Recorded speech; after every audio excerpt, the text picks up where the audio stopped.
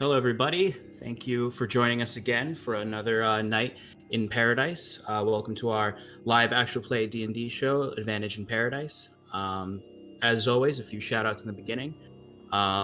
We are using a combination of tabletop audio and Sirenscape for our audio tonight. And another shout out to our good friends at Two Dungeon Masters, a podcast on Spotify, iTunes, wherever you listen to your podcasts. Just yesterday, Shannon and I did a lovely interview with them where we talked all about D&D. We talked all about the stream, what it's been doing for our game, and our different philosophies on how to play. It's a really great time. It's a fun conversation. It's only an hour long, something you could easily listen to while you're working, on a drive, or whenever. So feel free to hop over to their social at 2_DMs and check out that podcast because it was a really great experience. All right. Without further ado, let's just jump right into it since we left off kind of in the middle of conflict last week. So, all right. Last we left off, our adventurers had, after a day of shopping, educational reading, snooping, and some casual murder, dressed themselves in their finest to attend the Lord's feast in celebration of their victory over the Archdruid Orlin. At the feast, they met several local political figures while the libations were poured. They met the heir apparent to the seat of Archdruid, Udaran Tunag, and the jovial tabaxi merchant, Renard, amongst other wealthy folk. As the evening went on, each snuck their own observation or conversation in here or there with the Lord and his guests.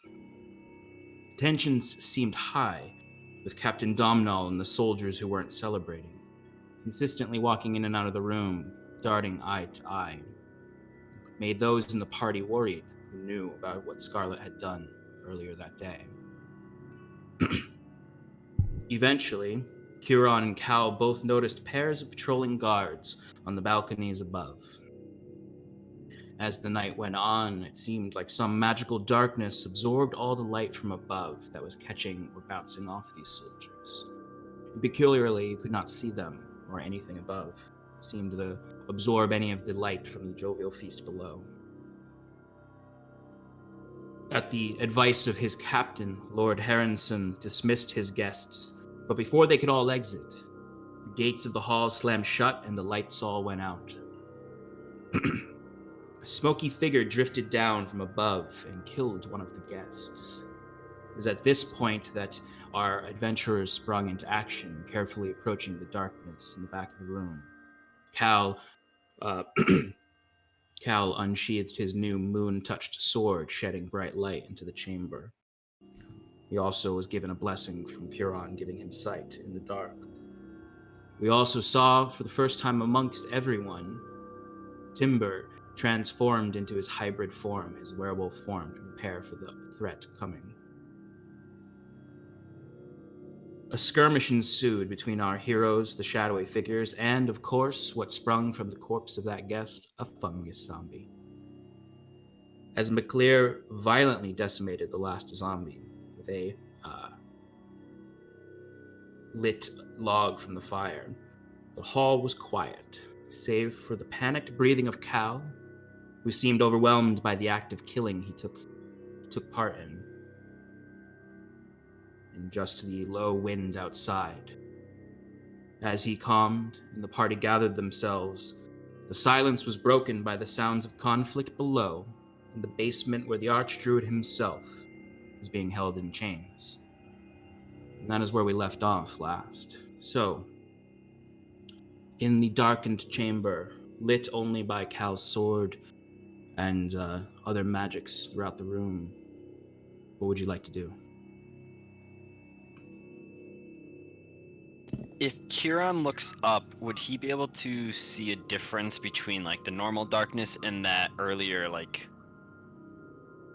more darkness? So that when you look up, when Huron looks up, you can see that well, first, as you're kind of observing throughout the room, you all notice up on the the dais where actually Timber is kind of protecting the Lord and the Druidess.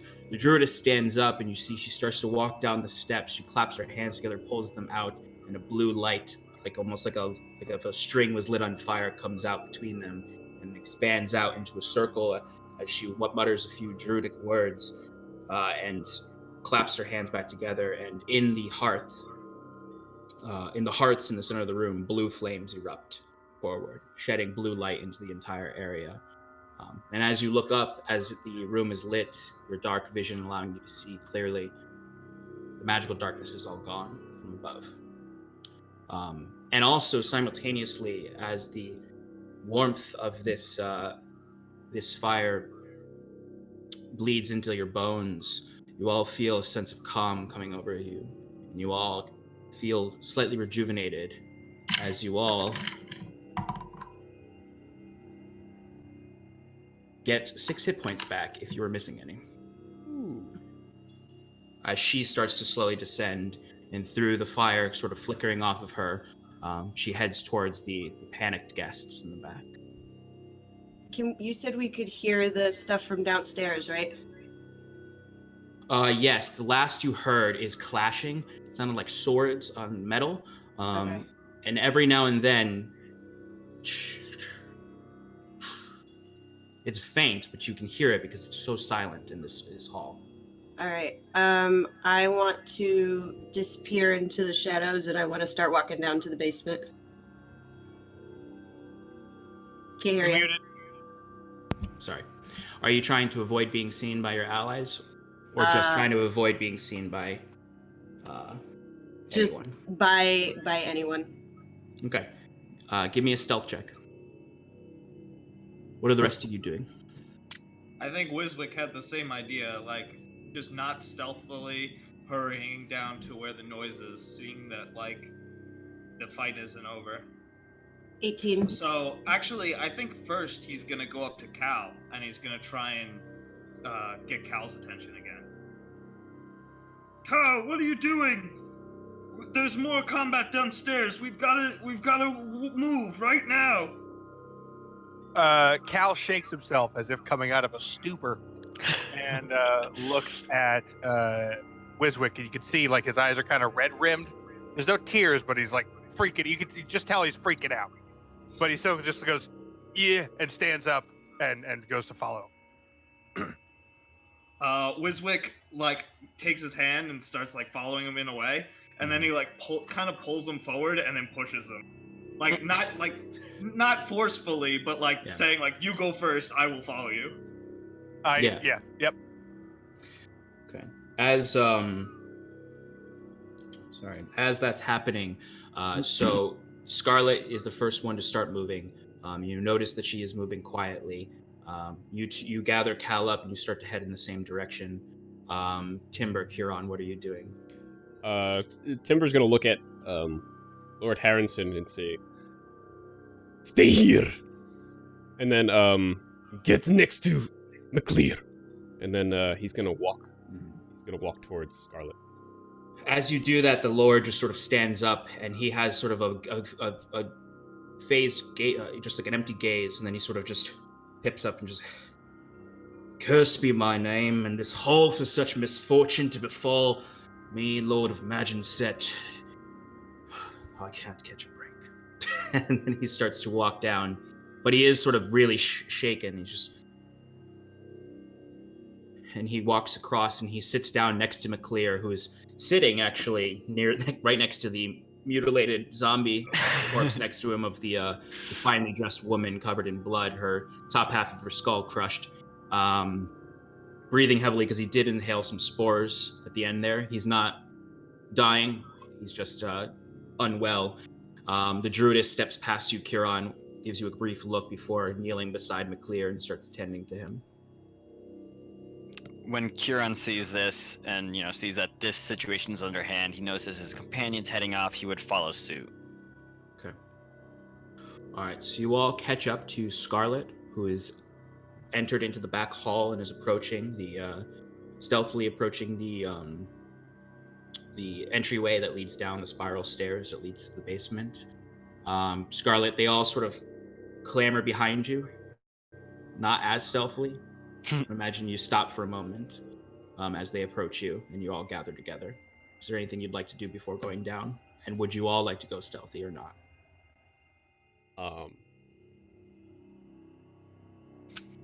Kieran would like to cast Vigilant Blessing on Scarlet. Well, not cast, it's whatever. What does that do? You get advantage on your next initiative roll. Awesome. So Thanks. hopefully you get that sneak attack, whatever. Yeah. 20. Thanks, Kieran. So, who's leading the way? I'll go. Okay. The rest of you, how far behind are you following her?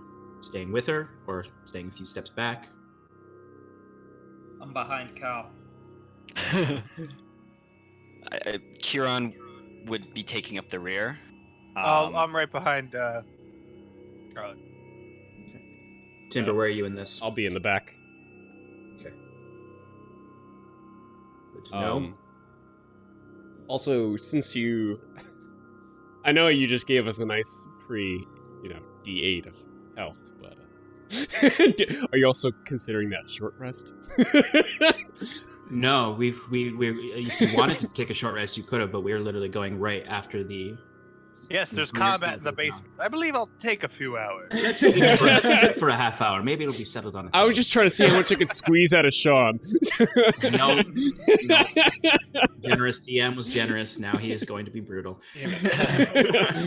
All right. What was it? You're generous till you're not? Ooh. Ooh.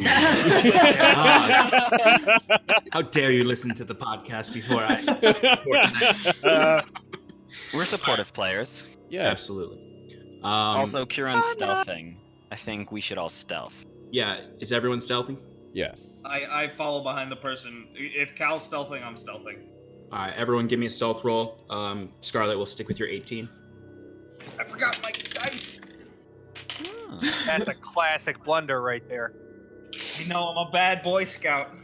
I can't have. That's a pretty good for Tim. Kieran got a Second. 16 for his stealth. Okay. Oh, 17 plus a bunch. Oh. We'll call it a unnatural 20. I was really hoping he was going to say a bunch of stuff, and then there's nothing else 17 to add. for Cal. 17 for Cal. Timber? That's a 18. Damn. Okay. So as you're going down the steps, you just hear the clamoring, and you're slowly approaching, and echoing from below. It sounds like swords against shields, swords against armor. You hear a few scrambled screams from some of the soldiers. Distinctly, you can just sort of hear as you hear the last slam of a sword, and then you just start to hear struggling below as you're like carefully taking 1 step, 2 step, 3 steps. You're very much believe that you're completely unseen.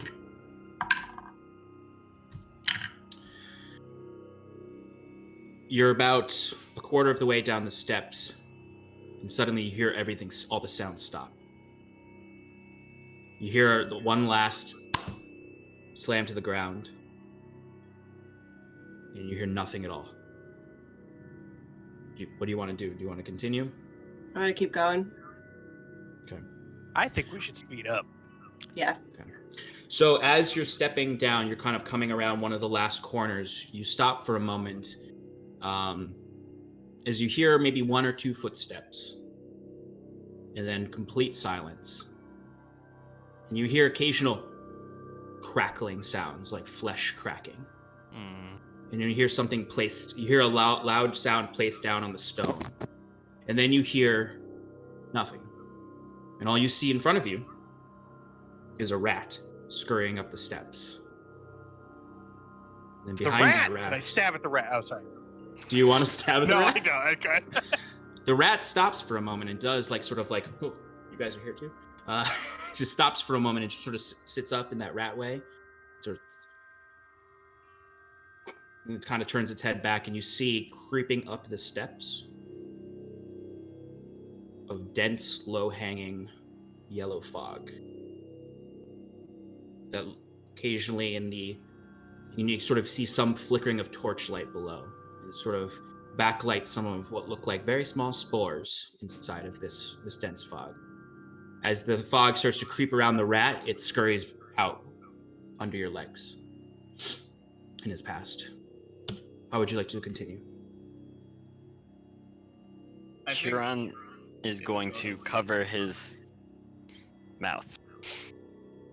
Okay. Yeah, same. Cal will follow suit. Timber's gonna see everybody else doing that, and also see the fog, and take out his black scarf and, I guess, wrap his snout.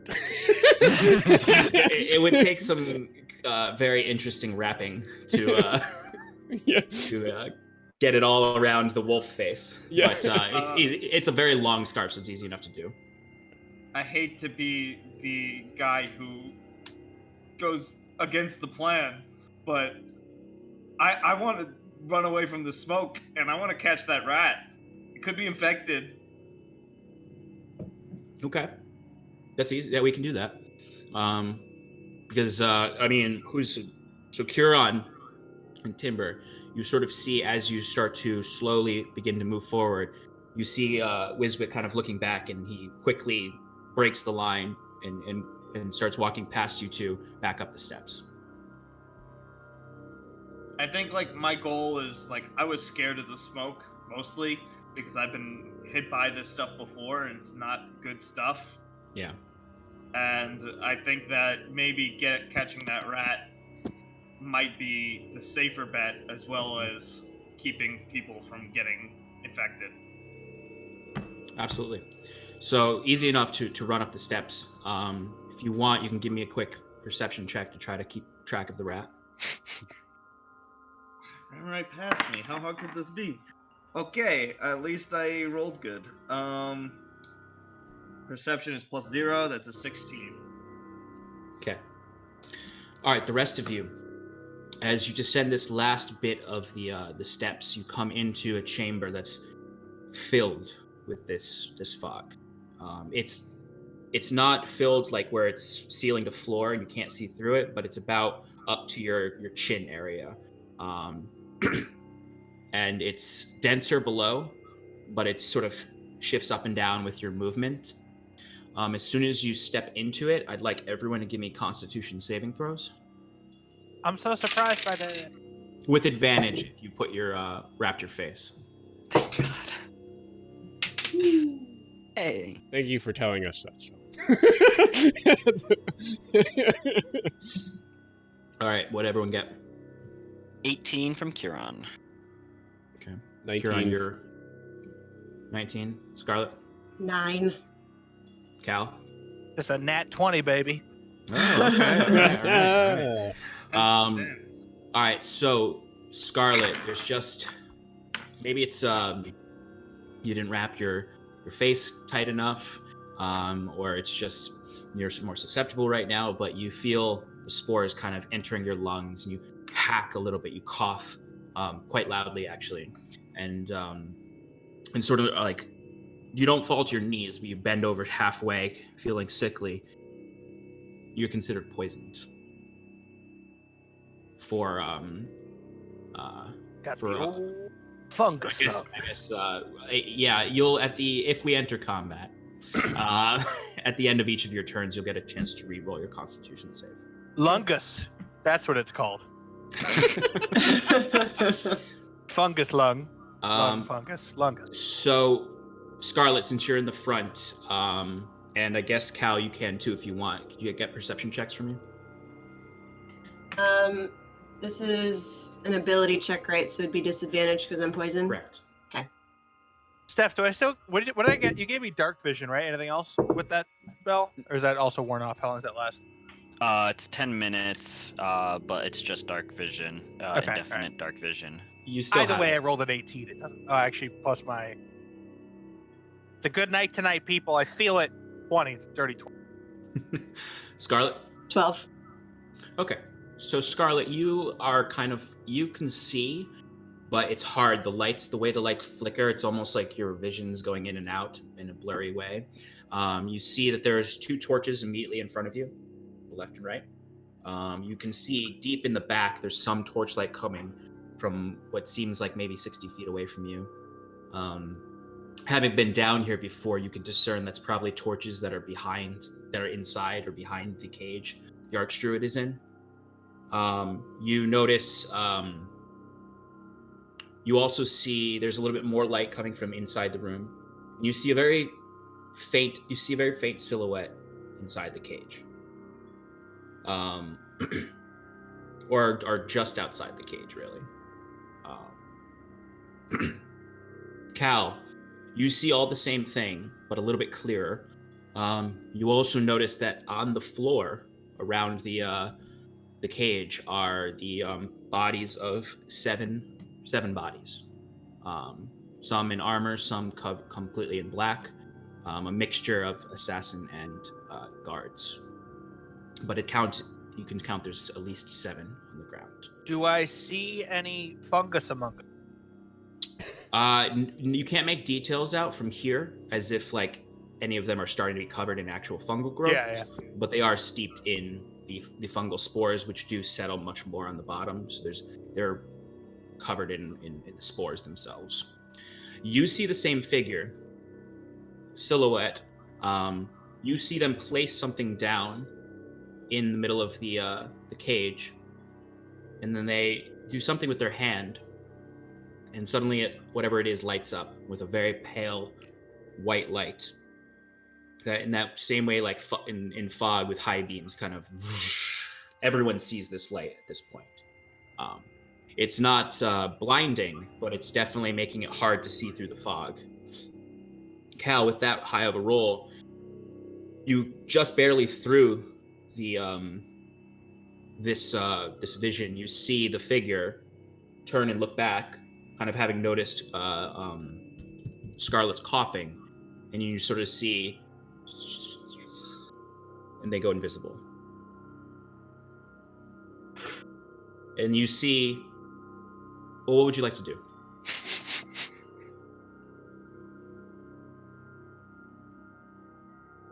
Let me give you a visual reference. Yeah.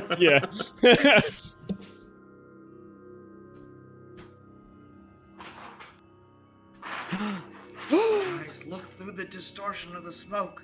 Don't let the DM told me I tell you. I know I'm backseat gaming. Clayton has been removed from the party. I actually have. Well, yeah, but I meant, never mind. He meant we're kicking you out. Yeah. Backseat. Look at this you were visual all gonna rep- do it anyway. I really gotta get Let's Sean my mini so switch everyone can see how good I over. am at painting. To the combat! Oh. That's sick reference. That's a pretty cool spot we got there. Yeah, where's that yellow fog? Yeah, I was Sean. in this room before. You could have gotten a fog machine. There it is. There it is. Oh my god, you actually did. Oh my Yeah. Awesome. Holy shit. That's fucking fantastic, Sean. That's really hype. What's up? No, I was kidding around. I was like, Sean, you could have gotten a fog machine or something. Like you couldn't, I mean- and then you did, and then I was like, Alex, can you zoom in? Can you close in on the comic camera? yes, I can. Yeah, let's let everybody see that a little more clearly. All right, let's. Oh, don't worry. I'll take some glamour shots of it. Look at that! Look at that beauty right there. Ooh, nice. All right, Uh, gonna go back. So this is what you see. You can see yourselves down there. The red is Scarlet. The yellow is Cal. The figure is gone. They disappeared. What would you like to do? Timber would like I'm to. gonna say we've got an invisible person in here. I saw him in the I say where I say in the cage. Saw him in the cage. Can Kieran cast Fairy Fire? Oh yeah. Within the cage. Yes. Go ahead. Okay. What is the? There's a saving throw, right? Yeah, they need to make a Dex saving throw of 13. Oh, that's the DC. But yeah. Okay. And if they succeed, they're not affected by it, or they're not specifically lit up. They are not specifically lit up. Okay. So if they do, the duration, the affected creatures and objects shed dim light in a 10-foot radius. And any attack roll has advantage. All right. So they got a. They made their save with a 17. All right, you know what? How dare they? So, but are they still lit up at all from that? They are not lit up. They are not Okay. outlined. Everything else, any objects within that 20-foot radius are. So then what you see then that is actually silhouetted, first thing you notice, no archdruid in the cage. His chains hang from the ceiling that were on his arms, and there's empty chains in the ground, and empty, the same like mouth clasped chain that he had earlier is on the ground. You see the light, the thing that is the light is silhouetted, and it's a strange. It looks like a. It looks like a lantern that is sort of shaped like this, almost like a carafe, with a a handle at the top, and then you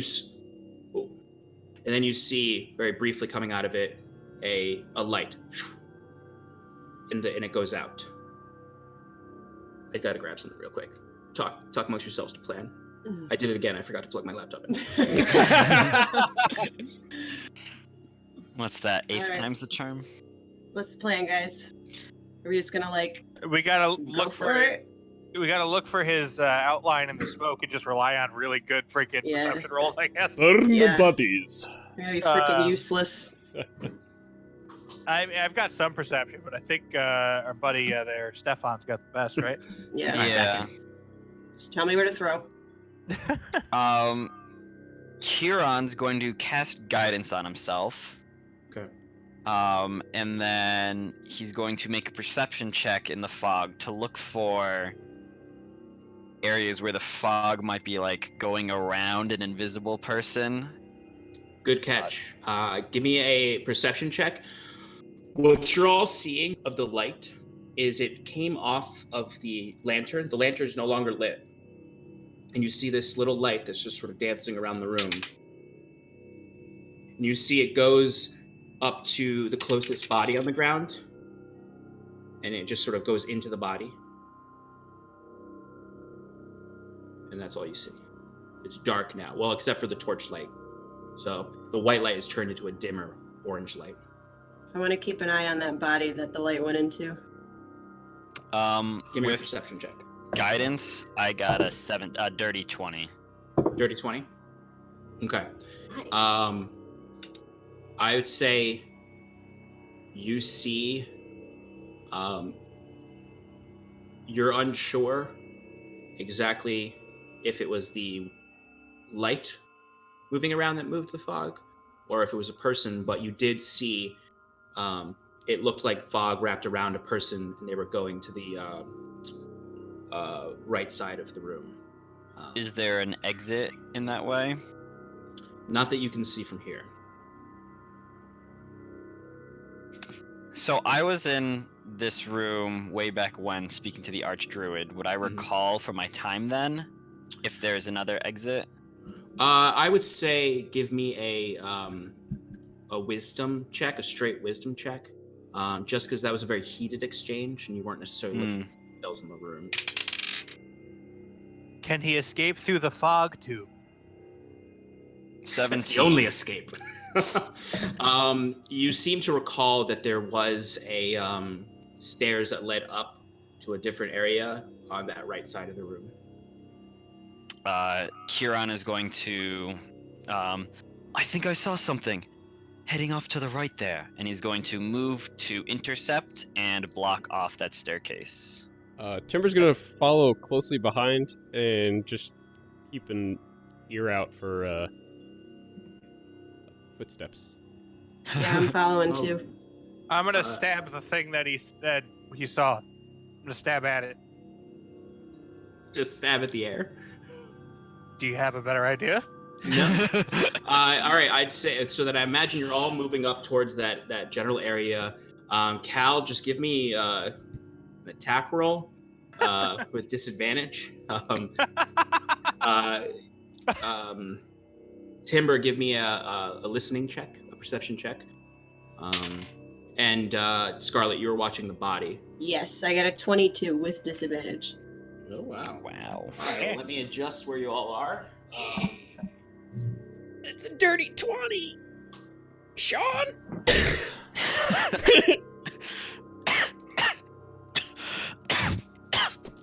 Feel pretty dirty from rolling that 20. Spores are getting to him. Right. I'm Scarlet, fine.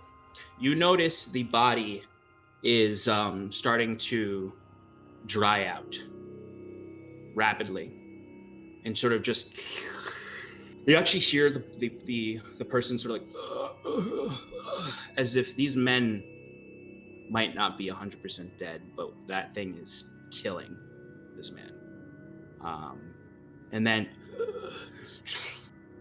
the light shoots out, and it goes back into the lantern. Cal, what'd you get for your stabby stab? Oh, you know, a good old 9. Cal, you just stab some. Well, that arrow will think twice. Well, Timber, what'd you get for your listening check? Dirty 20. Dirty 20. You hear footsteps, but they're nowhere near this door. You almost hear the sounds of leather gloves against the bars and the wall behind you. He's still in the room with you. I grab What do you want to do? I grab Kieran by the shoulder and say, "He's still in this room." All right, I think we should each 2 people guard the doors and the other 2 search through fog. sounds like a plan to me. What did you guys want to do again? Sorry. I was looking at my notes. We're gonna guard each door, and the others will search the room. All right, who is Yeah. going where? Khaled, go to the entrance. Okay, but this is Timber, right? I look around. I Yes, it's I don't understand it either. Just roll with it. I pet him. He's very. Is it a sexual? Whatever, it's fine. And then I move on, and I go guard the door. Okay. Is anyone going with Cal? Kieran's actually going to turn to the Scarlet and Timber and go, if one of you wants to stay here, I'm going to start searching. And with his quarterstaff, nope, he doesn't have his quarterstaff.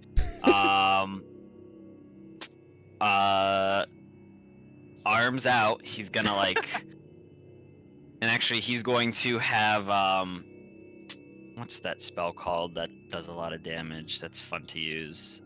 Inflict wounds. He's going to have that prepared.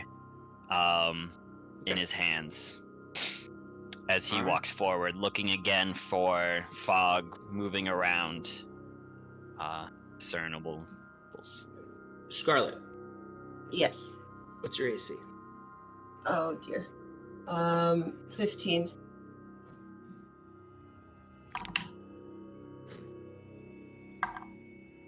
Oh no.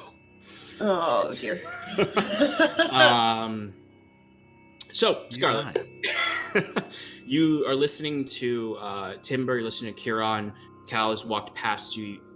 Kieran has started to sort of, with his spell at the ready, kind of keeping an eye out. And then suddenly you turn to look back at that corpse.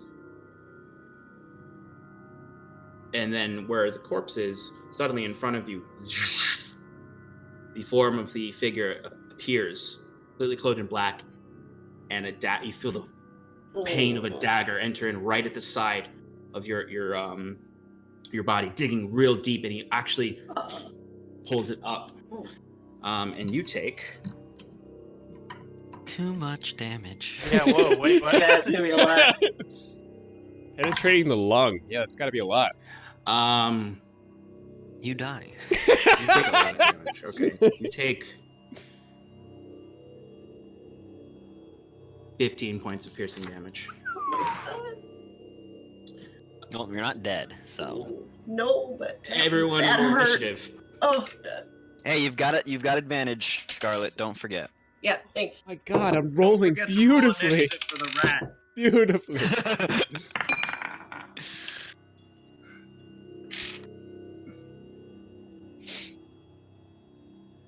Sorry. All right. Combat time. 20 to 25. 22. 15 to 20. 19. 19. Oh, okay. You guys can decide who goes first. Probably her. She should go first. 10 to 15. 12 for Q. 11 for Wiswick. Okay. And I'll check in with you, Wiswick, right Tomorrow. before we enter into the battle. Tomorrow. Yeah, on the crusade for the rat. The little-known 14th Crusade. Okay. Tell me about it, Tim. At halftime. All right. Before we jump into combat here, I want to check in with Wiswick upstairs. So essentially, Wiswick, when you get up to the top of the stairs, you notice the rat is scurrying directly into the Great Hall. Do you want to keep following it? Firebolt it. Was there any way that I could have attacked it before it got there, or shut the door on it or anything like that? You can definitely try. There's no doorway into the entry to the hall. It's more just an archway. But you can try to shoot it with a firebolt. I don't have a firebolt, unfortunately. I have a 10-foot range. Can you prestidigitation gust it? I'd say it's within 10 feet of you. It's not that far ahead. It's just entering the hall. You're at the top of the stairs. It's essentially 10 feet away from you. All right, well then, good luck, rat. I'm playing some poison spray, and the classic version, not even my mixed one, because I want to see this thing beat a con save. 14. 14? All right. Mm-hmm. Hold up. I need to look up rat stats. No, it rolled a natural 2. Go ahead and roll damage. All right, so all I have to do is roll something not bad on a d12. The rat. How much health could it have? Where the heck is the d12?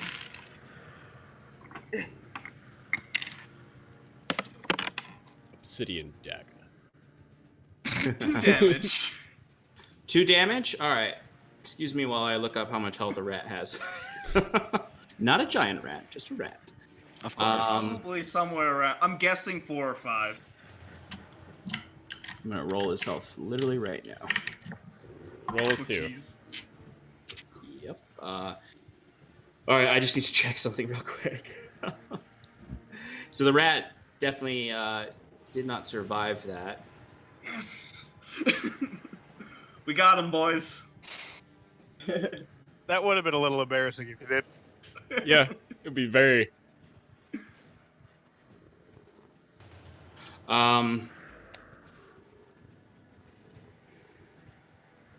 Okay, so this is really weird. All right, so as soon as this is really weird for things to be happening in 2 different areas, but as soon as the rat dies, you see the rat sort of lights up in acidy poison damage. It's sort of like squeaking violently as it falls on its back, and then proceeds to slowly and painfully transform back into the Archdruid.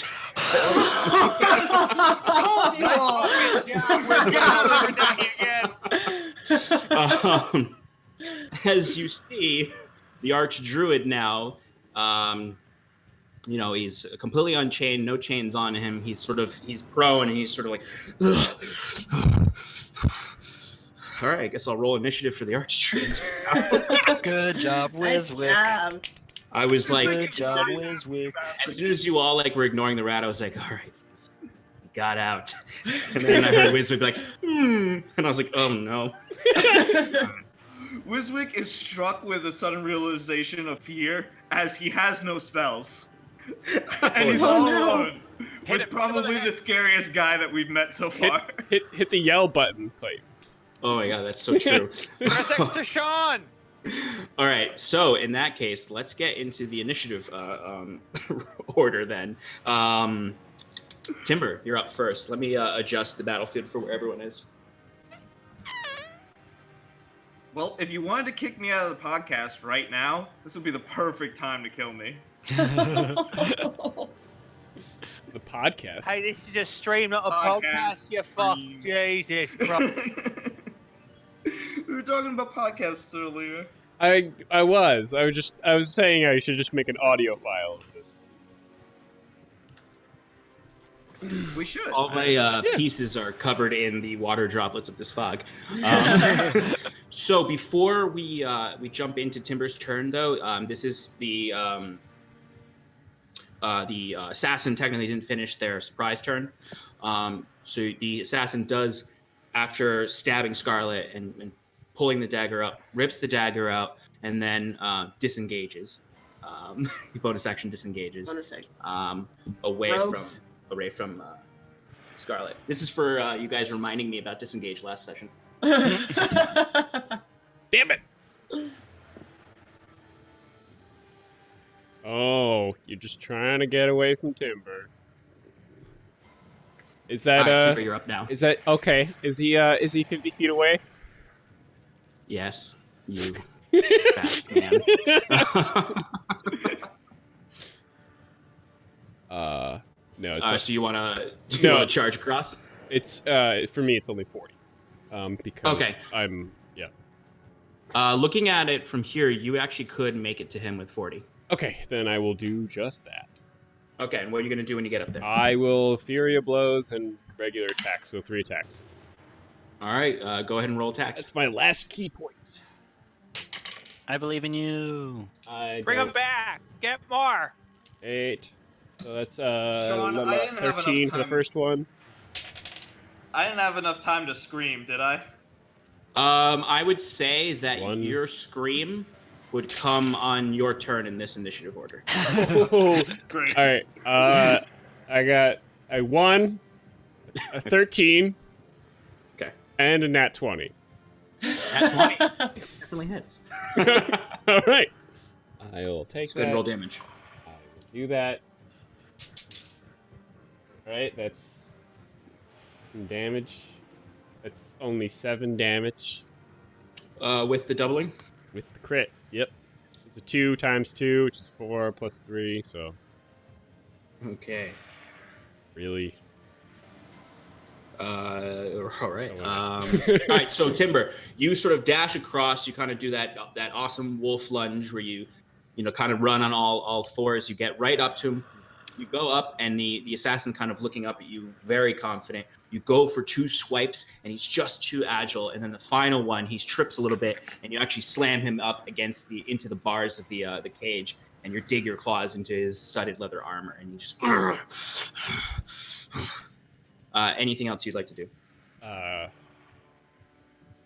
No, actually.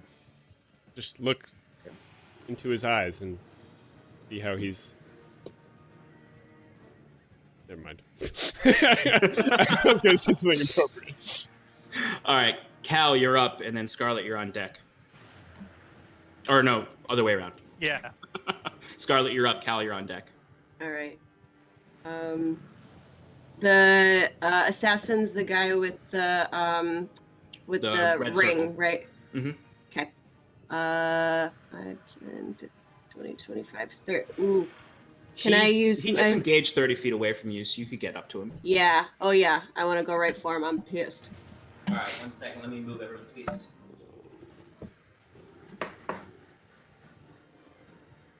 She'll be gone.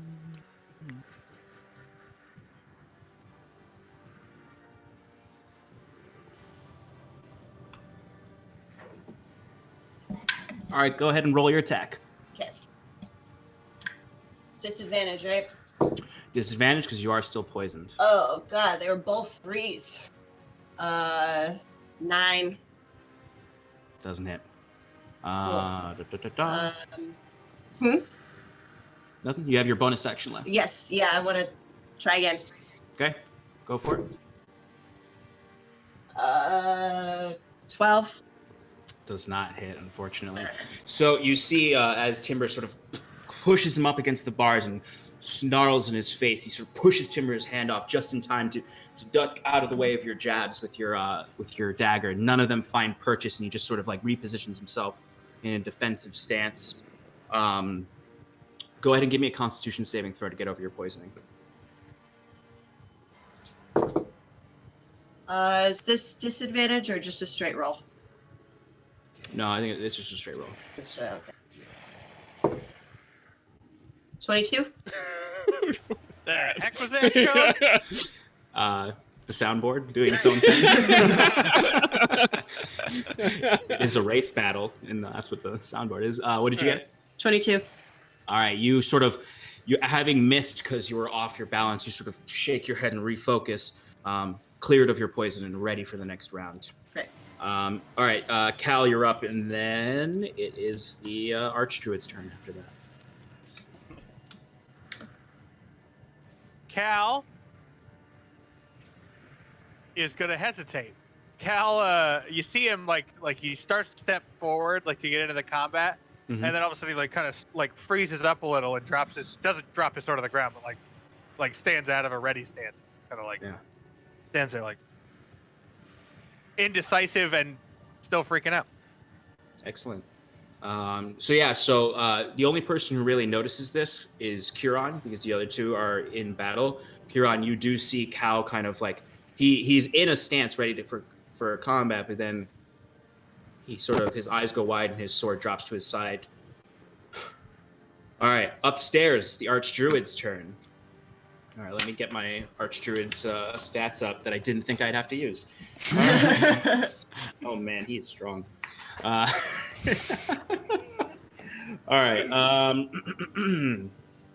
So Wiswick, you kind of make eye contact with the Archdruid at this point, thinking you were just keeping pestilence from getting out into the town, and he's just sort of it's what he looks like. He's in the very like dirty prison garb. He's very thin, but at the same time muscular in that wiry way. His face is very pale, sickly pale and gaunt. His eyes almost bulging out. His hair thin, this thin graying blonde hair. In that way, like long hair is thin, so you can see the scalp, but it's long and it's weird. But he's sickly yellow in the whites of his eyes, and he's just. And he stands up out of his prone position using half his movement. He is going to cast on you. Look at his spell list. Live, buddy, live, little buddy. Come on. Oh I my was really god. hoping you would just run away. He is going to cast Hold Person on you. So you're going to want to make a. The worst thing. Let me just look up. That is a Wisdom saving throw from you. Well, guess what? Good old gnome cunning gives me advantage on this roll.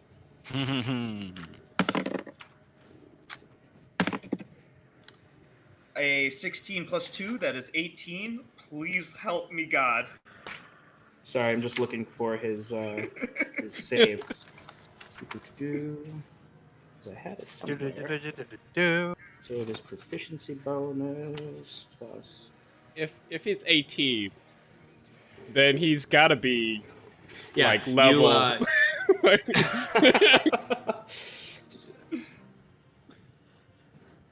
You actually make the save. Sorry, I was like looking for it. It's all over the place.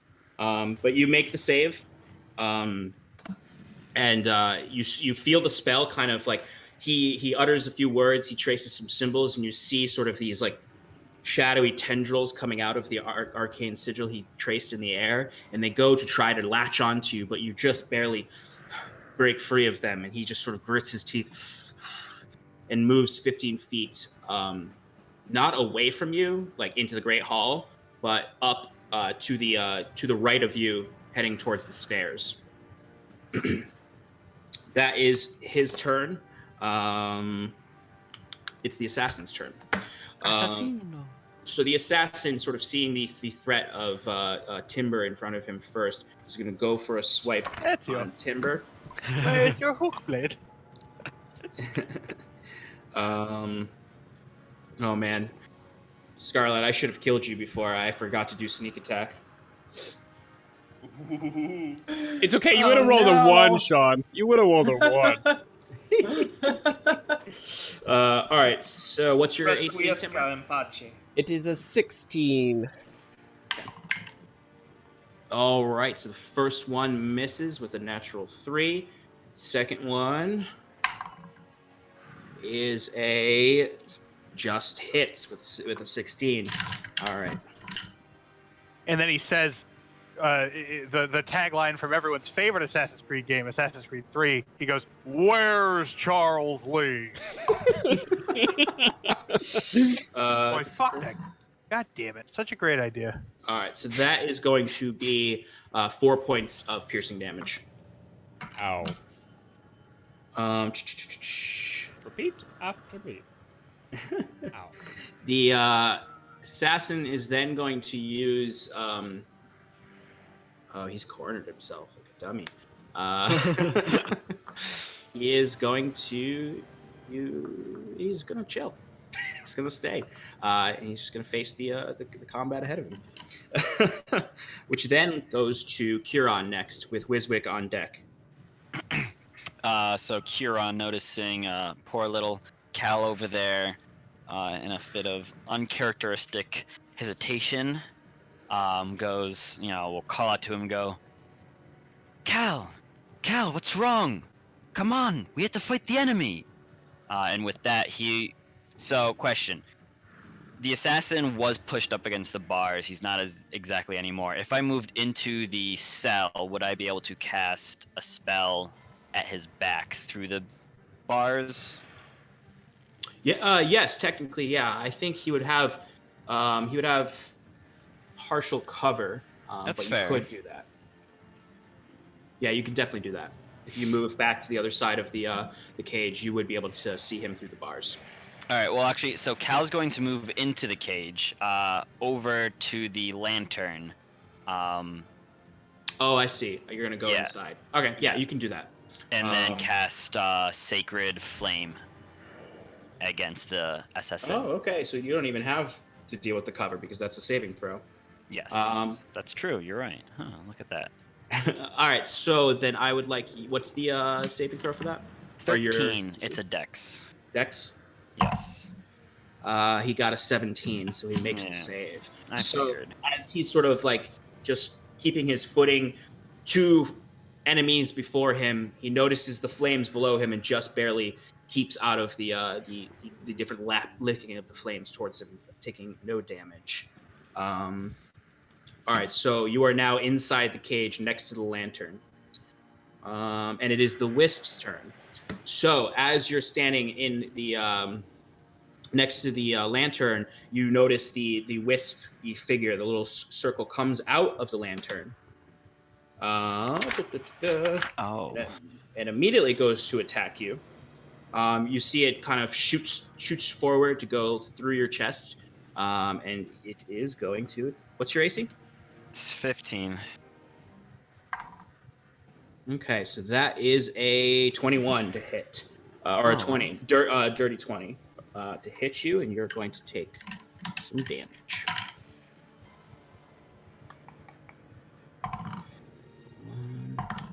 So that's going to be 6 points of lightning damage. as you feel an electrical pulse shoot through your body as the wisp comes out your back and sort of shoots up and is in front of you again. That is the wisp's turn. We're back up to the top with Timber. Oh wait, nope, sorry, we skipped Wiswick. Sorry, Wiswick, what would you like to do? Seeing the Archdruid run away, I imagine you're gonna scream. Yeah! I think you should scream help, probably Yeah, more. right. I think Yeah. the Archdruid's up here! I was right!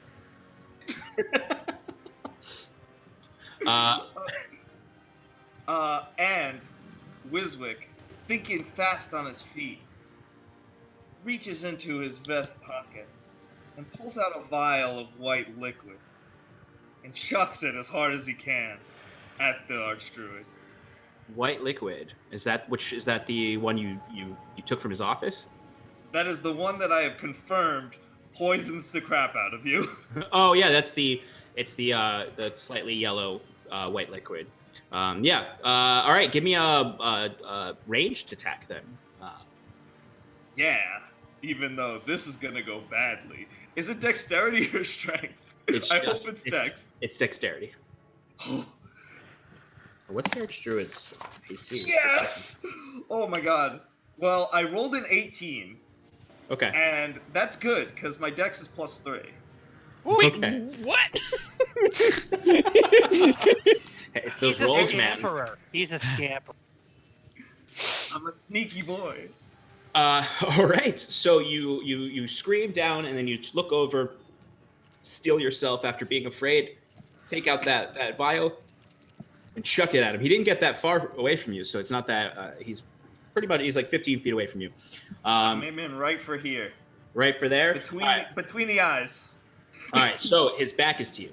So because he's running away. You got So I me. want And then he ran past you to get out of there. Damn it. So, it does hit him though. It still hits him. Hits him in the back of the head, and it just sort of splashes all over the back of his head and into his hair, dripping down into his face. All right, time for him to make that con save. What he's got? It's a 14 plus 3, 17. He makes the save. He is not considered poisoned, although he is covered in some gross poison juice, which may mean that he has to keep making the save because he's covered in it. Anything else you'd like to do on your turn? I'd say that was your action. You saw the bonus action and movement. I will take my full movement action to try and get in front of him. I have 25 feet. Easy enough. Okay. I stand in front of him with, I don't know, my hands out like this, because I got nothing other than a book. Oh, that's right, because you're out of spell slots. And I didn't come prepared because I thought I was going to a party. So you run up, you dash forward to get in front of him. You see he's sort of like, tabletop him. Just duck and trip him. All right. Is there anything else you'd like to do? Your bonus action? I can't summon my familiar, so I guess that's nothing. I'm done. Okay. Then we're back to the top of the order with Timber. Am I flanking with Scarlet? No, you are not, but you could use your movement to be flanking with her. And I boost my movement to be flanking the Scarlet. Absolutely. And then I will do 2 attacks. One using my action and one using my bonus action. Go ahead and roll to attack.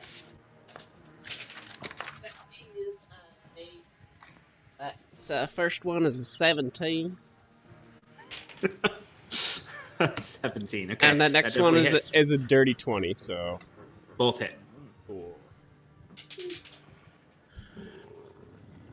Oh, I forgot to... One other thing happens at the end of the turn there. That body that the wisp went into starts to puke up blood all over itself. Next turn, it will be a live zombie. Fungus zombie. What was your damage on that? Sorry.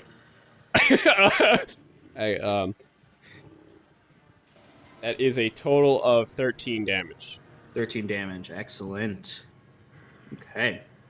All right. So he's trying to back away, and as he's avoiding the flickering sacred flames burning beneath him, he looks up just in time for you to claw him right in the stomach and lift him up and slash across his chest, dropping him back down. He's just blood starting to come out of his studded armor, and he looks like he's ready to lash out like a beast in the corner. Anything else you'd like to do? I cannot do anything else, or Okay. would not like to move at all. He's looking at you and kind of looking over his shoulder at Scarlet behind him, which brings us to Scarlet's turn. And Cal, you're on deck. All right. I moved to flanking, right? You're already flanking. Okay. As he's looking back at me, I'm just gonna be like, "Yeah, it hurts, doesn't it?" And I'm gonna go to attack him. Stab him in the lung. Ugh, God damn it! Rolling like crap tonight. What's with you 13. in Did the you- respiratory system? Did you roll with advantage? I did. 13. 13 does not hit, unfortunately. Ugh. All You right. do have a collapsed lung, don't you? Is this No, what Sean said happened?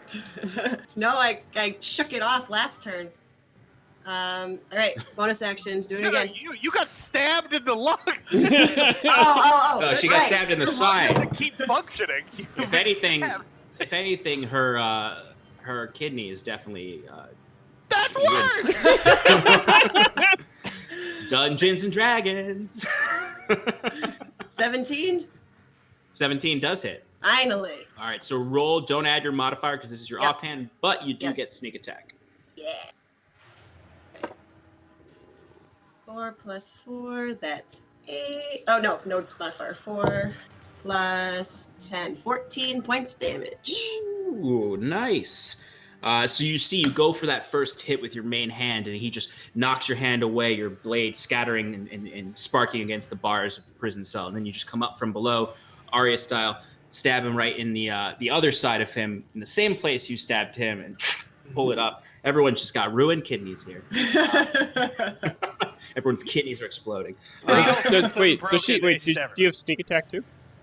She I rolled did. sneak That attack. that was with sneak attack. That's why it was so high.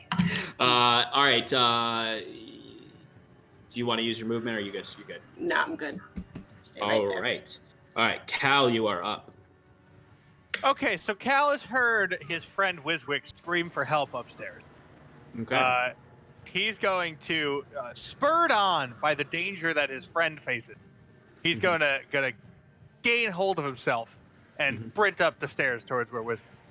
Okay. With your movement speed, you can get to the top of the stairs, where you can see about 20 feet away from you is Wiswick standing firmly in front of the Archdruid, who is wiping poison juice out of his eyes. But it is very much the Archdruid standing over Wiswick right now, just like ready to go right at him. I suppose I'll dash them. Yep, dashing will be able to get you right up behind him. You will be flanking with Wiswick. Oh, lovely. I'll action surge then. I knew you would. And I'm gonna stab him. Stab in the away. leg. All right. Okay, all right. Okay. That's a 17 plus 4. 21 to hit. That definitely hits. That's good. Man's in dirty clothes. Does not have a high AC right now. Is he sleep deprived? Probably. Exhaustion levels? Yeah, I'm just gonna stab him. I don't have any. He doesn't. Doesn't have any weapon on him, right? He has no weapons on him. He just Ah. is himself. I'm gonna just stab then. All right. Well, you hit. So roll damage.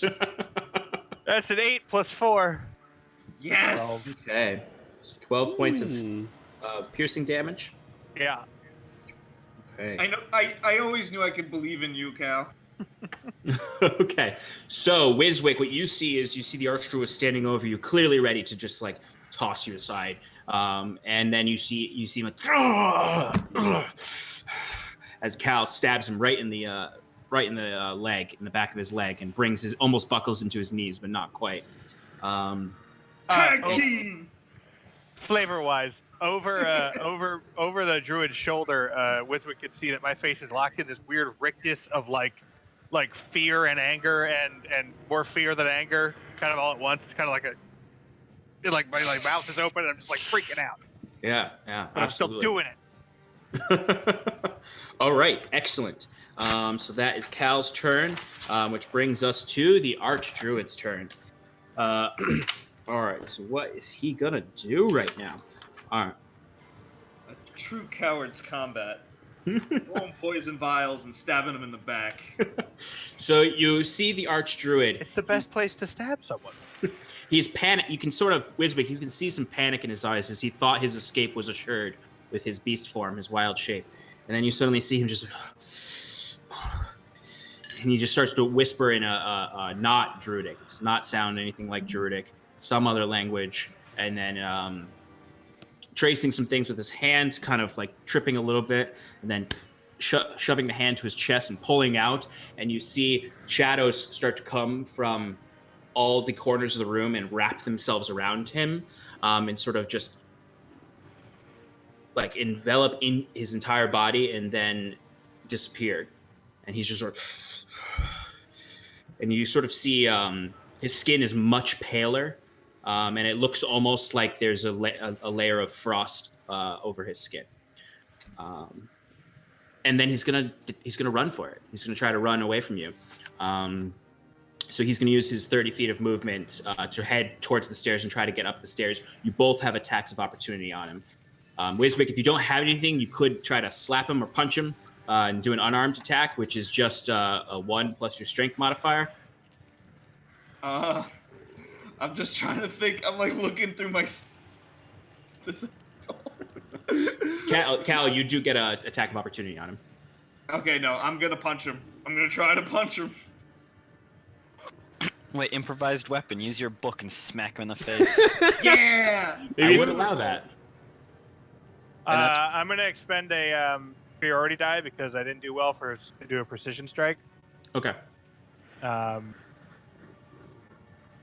So that brings it up to a 20. Dirty. 20. A 30?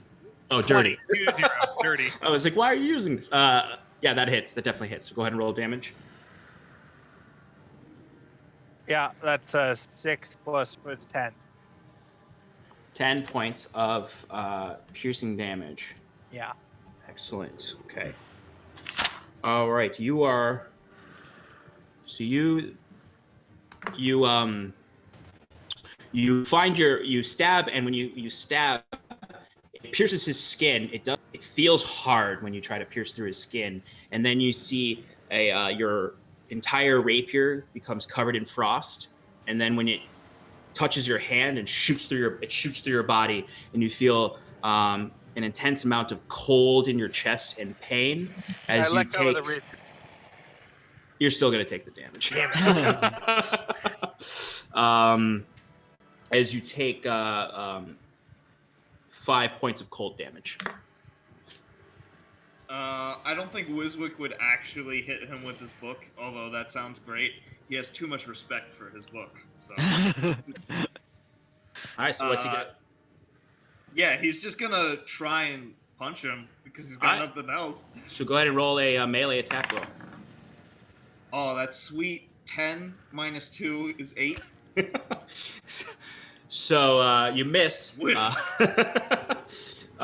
of as Cal kind of stabs him, tries to stab him again, you see that frost shoot up over Cal's arm and him cringe at the pain. And the Archdruid successfully gets out of your range and is now running up the top of the stairs. He has reached the... you can still just barely see him at the top of the stairs. I can imagine Wiswick had his eyes closed and was just doing... Is my rapier still in him? No, it fell out. Okay. It fell to the ground, and the frost all chipped off of it and immediately melted. Oh, okay. Okay, that's a different initiative order. So now it is the assassin's turn. All right, so the assassin is going to go sort of see... He's kind of takes a moment to think about what he's doing, and he's going to see the wolf in front of him, see the rogue behind him. He's going to turn around and he's going to go for an attack on Scarlet because he sees only one person in the way of him running away. Run away. And that is going to be his first attack. Is going to be a 12 to hit. Miss. All right. His second attack is a 13 to hit. Miss. All right. So he sort of goes for 2 stabs with his daggers, and they both, you sort of like do that move back as they both miss you. And he's sort of frustrated and angry, and he's going to disengage from you now that Timber has moved behind him and he has a way to get around. I'll move the guys so that we can get back into this. Curon, you are up now. Curon. So this is a creature that attacked him, right? A wisp, you said? Yes. Yes.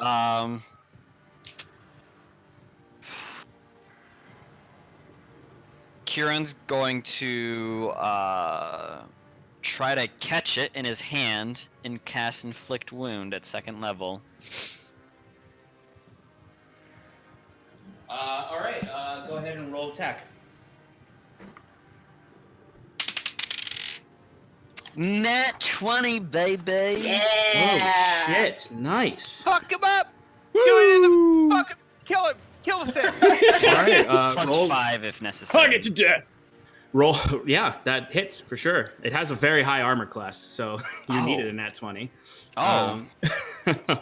So go ahead and it's because it's an ethereal creature.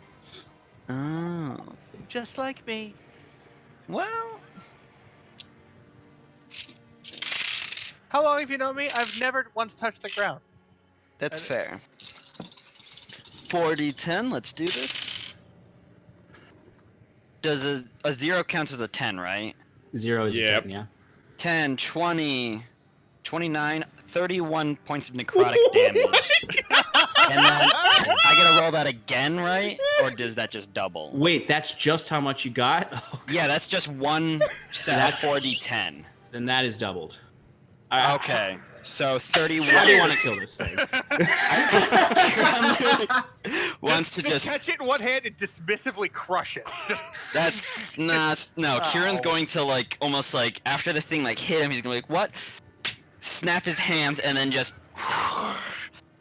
release the power of Illuvania into this small annoying pest, and then man. take his hands away and whatever he sees are the remains of it, I guess. Yeah, that thing has resistance to necrotic damage too. Really? Yeah, and you just fucked it up though. Wait. So- oh wow. Yeah, I mean, Low you health? that 20. If you didn't get it, Right. you wouldn't have killed it. But Right. That's fair. So yeah, it's exactly what you see. You come together, and when your hands meet it, there's resistance at first, but you squeeze down until the light dims to nothing, and you see sort of this twilight, shadowy mist between your hands. So you pull your hands aside, and there's nothing there. The thing is dead. Thank The old God. Donkey Kong slap. Oh man, jeez. All right. Anything else, Kieran? After doing that, he's going to. Sorry, let me just refocus. I guess he would move to intercept the assassin. Mm-hmm. So Kieran, not entering his circle if possible, would move to get in between him and that staircase. Okay, easy enough. So based on where you were inside the cage, you could definitely get. Because you were right here. Yeah. Yeah, you could definitely get between the exit. All right. Anything else? No, I think Oh. I'm all set. Thank you. All right. Well, it was supposed to be the wisp's turn. But you do notice as soon as the wisp died, the lantern lit up again, Mm-hmm. and that's all you notice. Oh. Wiswick, it's your turn. Cool. I'm gonna move my 25 feet closer to the Archdruid. Yep, and because you were in front of him, that's just enough to get right behind him. You see him you're essentially chasing him up the stairs. Okay, do I know where he's headed? Not just from seeing him run. But I mean, like, do I know because I've been in this I've been living in this castle for a while now. As far as what's upstairs, you're not sure. I mean, you know there's other guests upstairs. It's not clear right away why he's going upstairs. You would have expected him to run for an exit down in the first floor, but so it's peculiar, I'll say. You do find it strange. Okay, I'm going to summon my familiar. Okay. 30 feet in front of him at the top of the stairs. Okay. Well, how long are the stairs? There's not 30 feet left. You Okay. There's probably 10 feet left of the stairs, and then it goes into the upstairs hallway. All right, so at the furthest distance that I can see forward, and I want to telepathically talk to my familiar and tell Jet to keep an eye on this man, but keep your distance. Okay, so generally just having Jet follow him, essentially keep the distance, but watch where he's going. Mm-hmm. Okay, great. And that's my turn. All right, excellent. All right, down back in the basement, the zombie is now active and is going to rush forward to attack Kieran. All right, Kieran, what is your AC again? 15.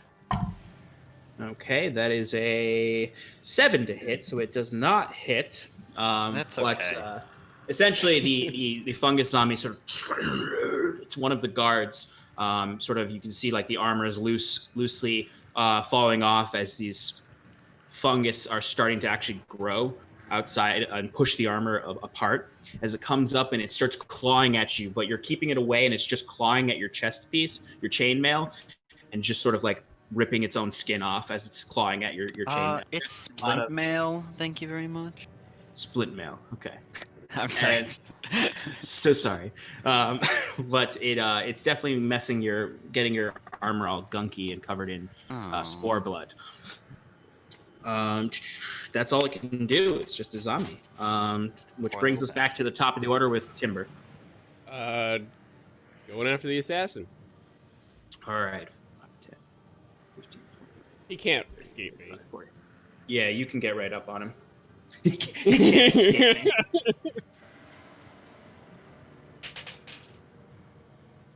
me. Right. First one's a 15. Does that hit? 15 just hits. Ooh. And the next one's just gonna hit. That one's a 22. All right, go ahead and roll damage. I do.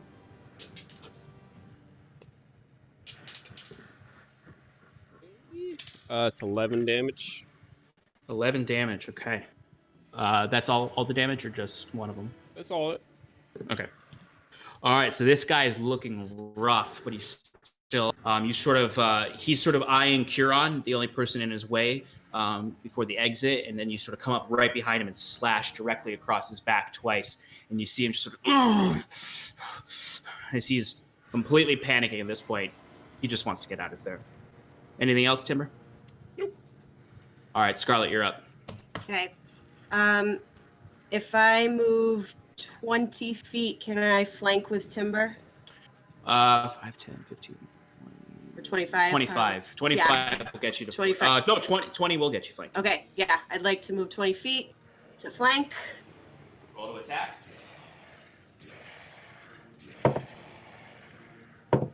Die.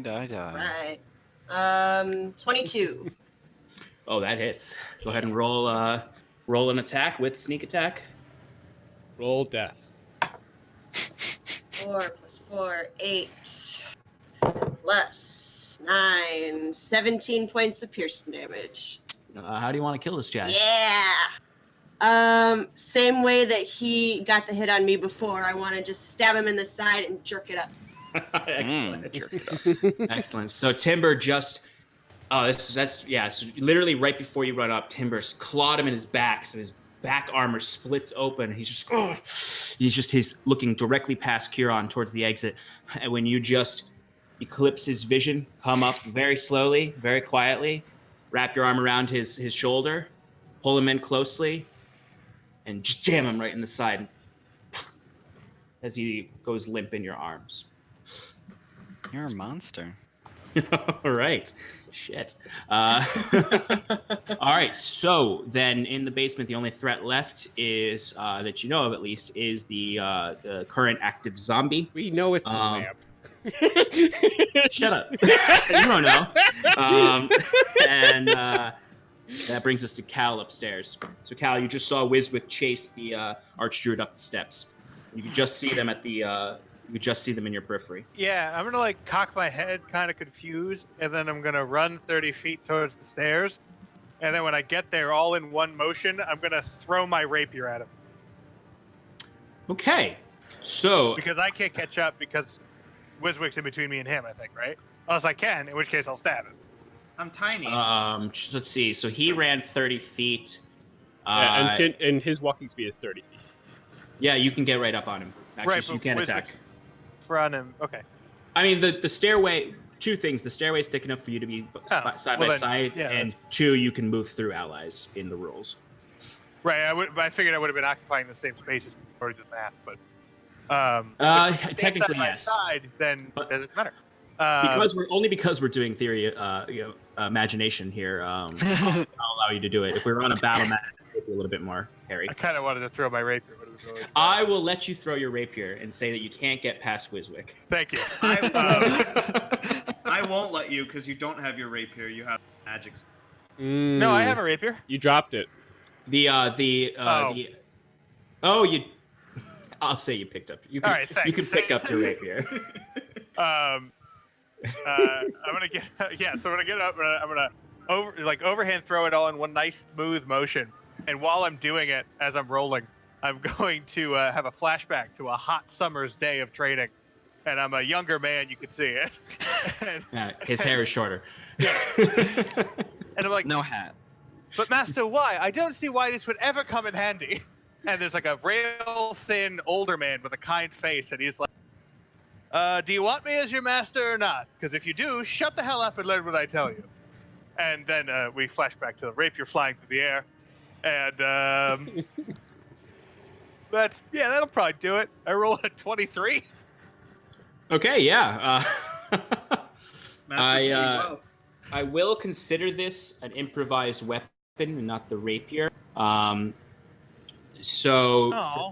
for that, then I would say that it would deal 1d4 damage instead of its usual damage. And you're using dexterity as the modifier for the damage. Because rapiers Okay. aren't meant to be thrown. Yeah, but I thought it still counts when it's a melee weapon as whatever its normal damage is, but you only use your dex, whatever. Okay, Sean. To fucking 7, 6 to 6. Oh, wait, that's actually the rules. I didn't realize that. Actually, There's the throne mechanic. You have Yeah. to have a Yep. weapon. if you don't throw a So melee thrown- weapon, Thrown weapons count as a ranged attack.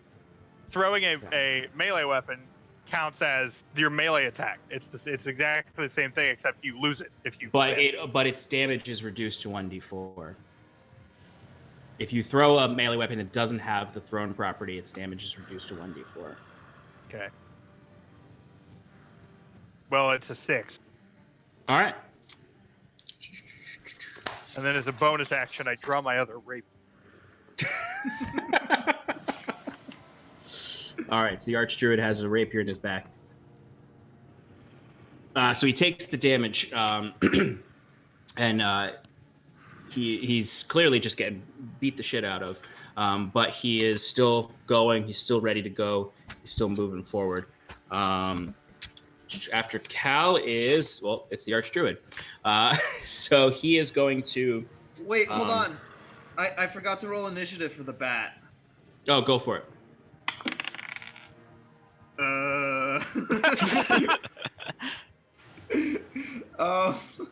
What's this thing's bonus?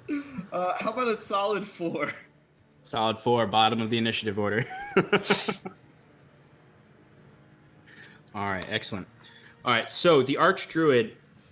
Oh, it's good that you threw it. Actually, it's a good thing you threw it because then you're not getting the cold damage. It was part of the plan.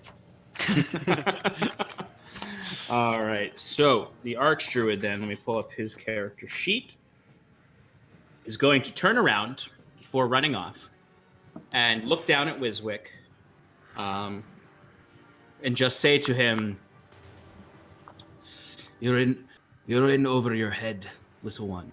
And then he's going to, actually, technically that spell creates a little undead hand, doesn't it? Does he have to take a Constitution saving throw for having poison goo on him? And for having a rapier through his spine? I'll let him. I'll make him do a con save for the poison that's dripping from his hair. That is a 17 again, so he is resisting that poison. So he is going to, as he does, mutter a few arcane words, and trace some arcane symbols in the air. As you see appearing right in front of your face, Wiswick, sort of doing a little like sassy wave, is a skeletal hand that then just taps you on the forehead, and that's going to be a attack roll, I believe. Yes, so I'll do that. What's your AC? 13. Okay, so that's definitely going to hit as the hand grasps onto your head and is holding onto the top of your head and deals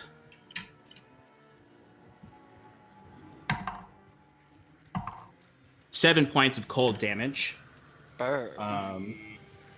And you cannot regain hit points until the start of your next turn, as the skeletal hand is latching onto you, and the Archdruid is then going to run forward and try to get away from you. And run 30 feet, so he goes the 10 feet up to the top of the steps, and then you see him disappear to the right, presumably 20 feet. What does the bat see? The bat sees him going 20 feet down the hallway to the right. Sees that he's actually... The bat, on its turn, will telepathically communicate where it sees him going. Granted, you'll have run up the stairs by that time. But essentially, he's running towards the end of this hallway. You don't know what other rooms there are, but he seems like he's running directly towards the back of this hallway. You can't see what's there yet, though. You do get an attack of opportunity if you want to punch him again. Well, at this point, I think Wiswick saw what happened when Cal tried to stab him, so he's gonna omit that one. Oh wait, I can't cast a spell, can I? I think you have to have. There's a feature you have to have Called a Warcaster. feat to use spells right, for yeah. opportunity attacks. Okay. Okay. All right. So then it is the dead assassin's turn. He's dead. Kieran, you're up. Kieran's going to cast the Radiance Sacred Spell. So the zombie needs to do a Dex of 13 saving throw. The zombie gets a Dex, you said? Yes, sir. Got a 14. Well, Has -2 Dex. So it resists. Kieran's got so and many then spells. Kieran goes, I could use a little help. And, yeah,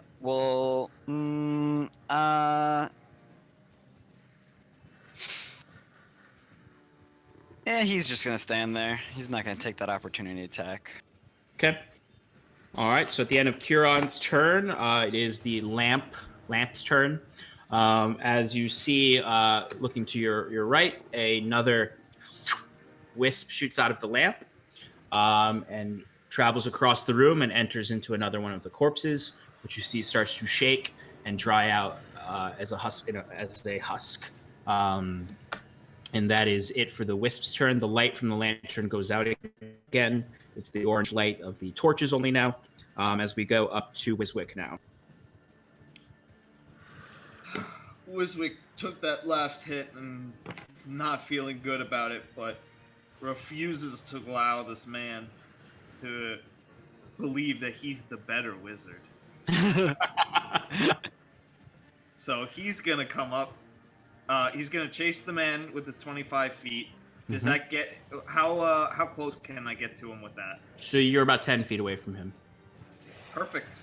I'm going to use the 10-foot range of the poison spray, but I'm going to modify it for my conflagration spray. So the dex save. Excellent. Dexterity save? Yep, And that's a 14 he has to beat, right? correct. Where are you getting these spells? Wait, what are you? It's his. Yes. He can change the. Yeah, go ahead. You explain it while I roll. I have the School of Lore, which allows me to change the element of elemental spells and the what's called the saving throw of those spells, as long as I can logically describe it in a new form. So, if I can make the poison spray into a fiery explosion, it's a death. Got it. Yep. He got a 15. Damn it. So the poison spray is. I mean, describe what does the conflagration spray look like? It starts off natural like a regular poison spray, where it's a green puff of smoke, except the green puff of smoke turns a hue of purple, and that purple spray ignites and basically just makes a big puff of firework-like sprays of. Excellent. So you see the green turns to purple and it explodes in a fire explosion, but he just barely kind of misses, and it just sort of heats against his back and sort of maybe singes his clothes and hair a little. He does not take any damage. Is there anything else you'd like to do? I'm going to command my bat telepathically to stay ahead of him. Okay. Basically just keeping like 30 feet ahead of him and telling me where he's going. Okay. And just for my reference, how fast? What's the flying speed for Jet? It's 30 feet. Okay. Just to. But he's not doing anything else, so just assume that if he needs to, he'll take the dash. Yep, that's it. He'll easily with the dash be able to stay ahead of him, or at least keep up with him, with a little bit of distance. All right, so Wiswick, that was you. Down on the floor, the zombie is going to go for an attack on Curon again. That is a 13 to hit. Yeah, that doesn't hit me. So similarly, again, you're keeping the creature at bay as it's just sort of ripping its own fingernails out, crawling at you. And that's all that thing can do.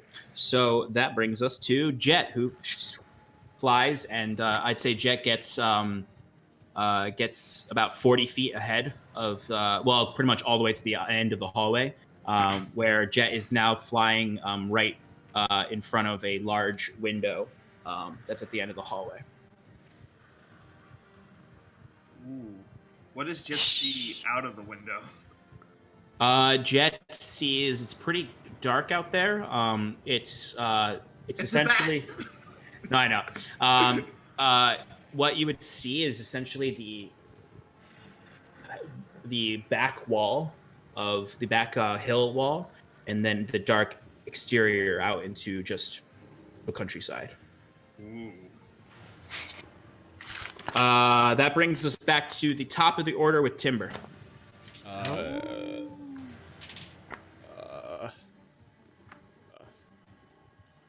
want to bite his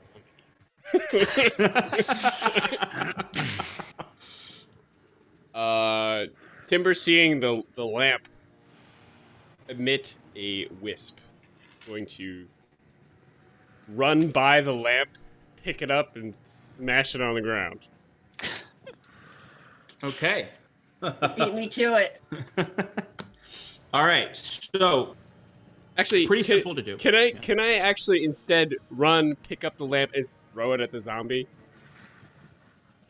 Yeah, sure. I'll let that be an improvised weapon. So go ahead and give me a. We're really trying to break the lamp, though. No, I know. But you're trying to hit the zombie with it. Yeah. All right. I'd say you just have enough vision of the zombie from there If you go to grab the lamp, that you can throw it at him. Give me a ranged attack roll.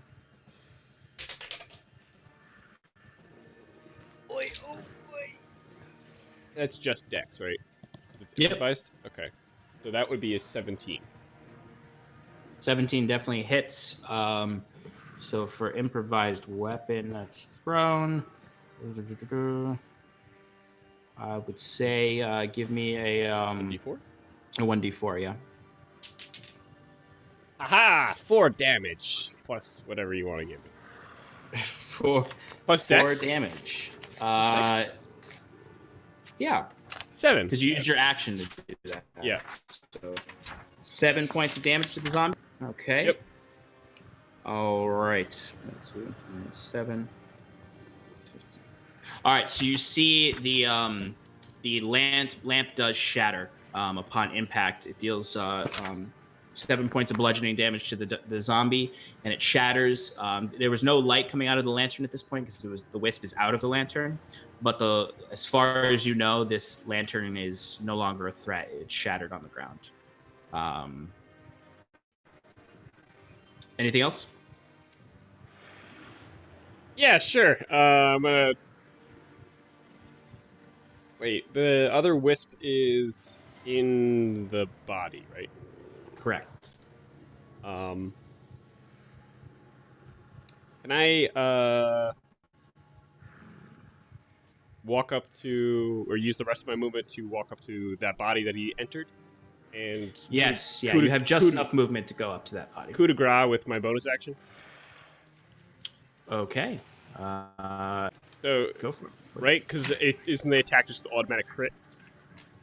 If they're Yeah. unconscious? Or, you know, Yes. so, yeah. Yeah. So you're attacking a dead body. Yeah. Do I auto hit? I don't remember the rule on this.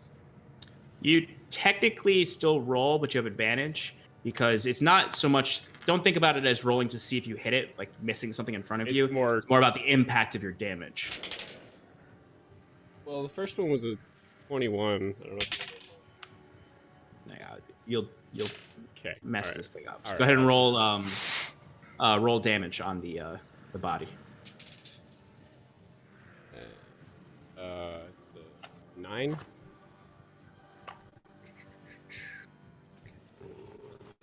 All right, so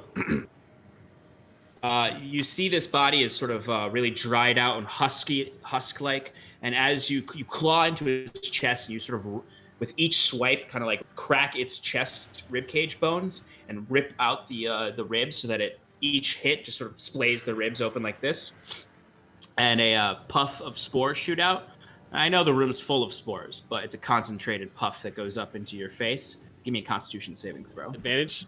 Wrap face? Oh yeah. If you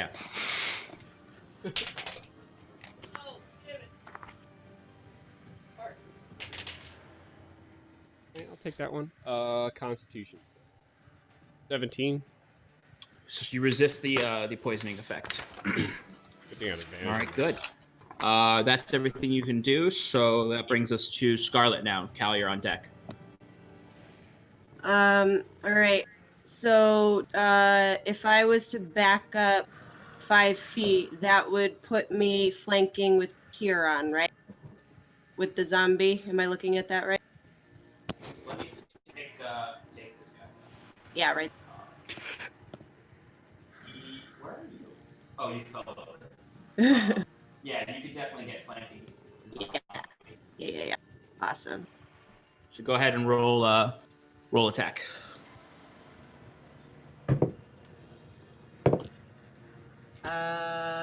18. 18 definitely hits. Roll damage. 4 plus 4 is 8. Sneak attack. Yes, you get sneak attack. 13 points of piercing damage. 13 points of piercing damage. All right, so this thing is just barely alive. You see as you stab it twice. Did you not use your bonus action? I did not. No, All right, but well, I'm definitely going to. It's still alive. It's definitely like spewing toxic spores out, so you will need to Okay. give me before you do your next attack. You will have to give me a Constitution saving throw. Okay. I did. I had my shirt pulled up over my face. Advantage. I don't know if it stayed up and all of that, but No, you're good. natural 20. All right, you resist the poisoning effect of the spores. Go ahead and roll your bonus action attack. 24. Definitely hits. Go ahead and roll damage. 2 points piercing damage.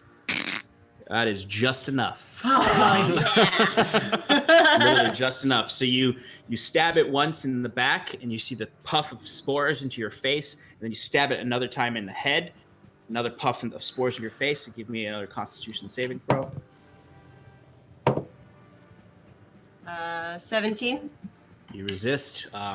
The zombie, as soon as you sort of like get the spores in your face, you pull the daggers out, and the body immediately falls, collapses in pieces in front of Kieran. All right, Cal, you are up upstairs. I'm gonna run at the guy. I'm gonna get up to him. Okay. And I'm gonna try and hamstring him. All right, so you were 10 feet behind him, so you can get 10 feet behind him where he is right now.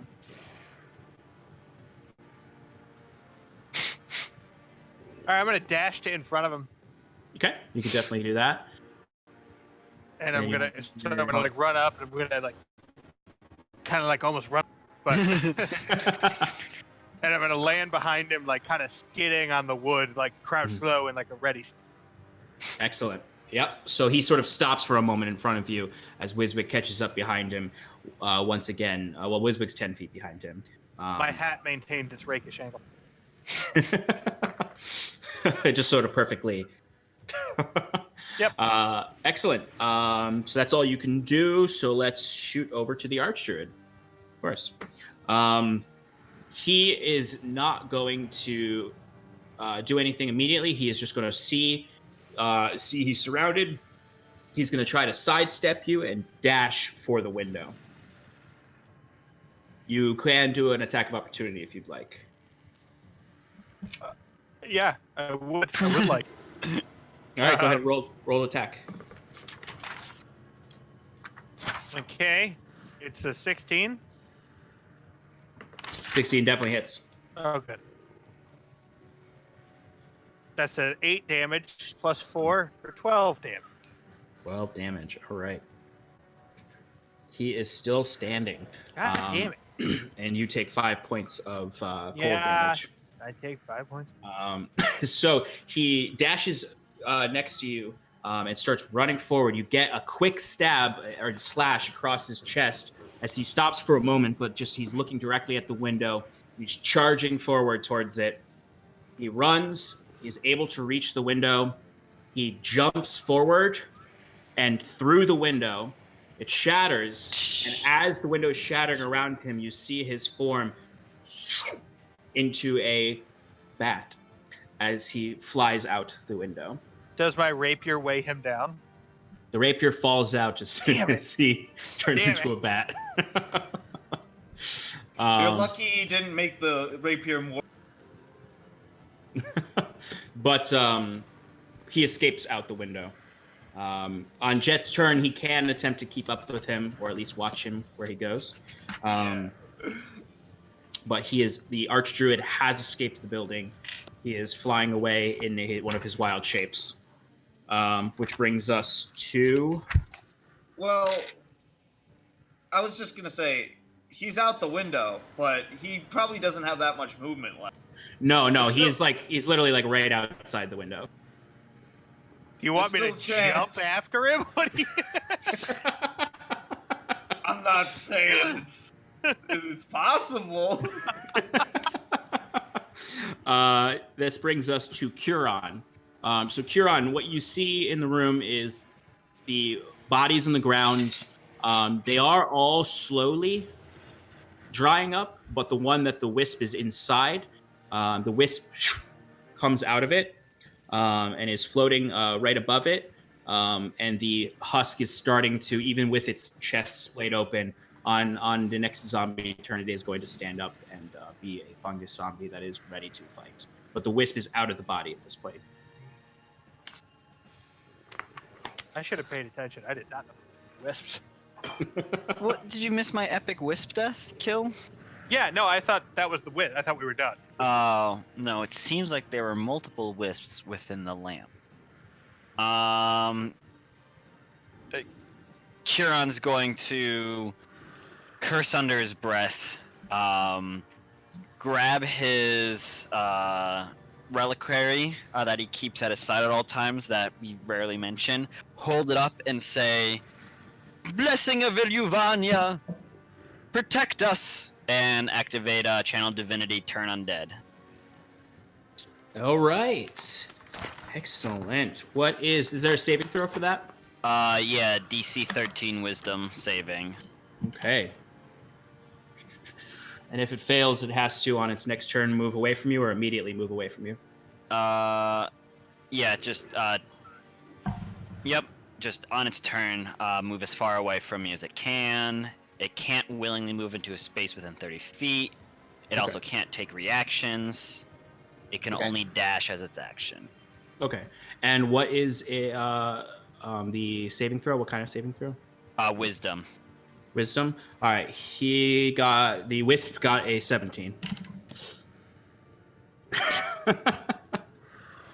So the you do your spell. There's sort of a flash of energy as the torches kind of dim for a moment in the room, but the wisp kind of flickers a little bit. Its ethereal shape, but before it just sort of, it's just there. It's just still there, happily. Right. There's no face. It's just a ball of light. So it's just sort of like floating there, unfazed by it. It flickered for a bit, but it is unfortunately not turned.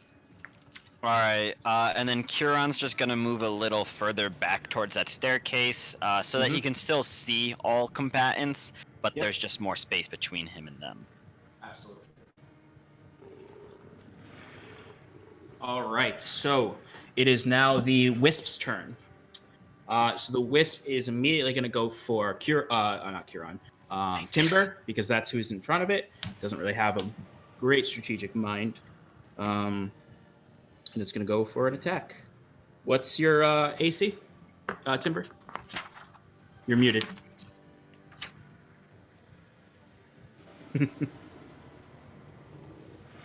16. 16. All right, so that is a shock ability. That's a 10, so it does not hit.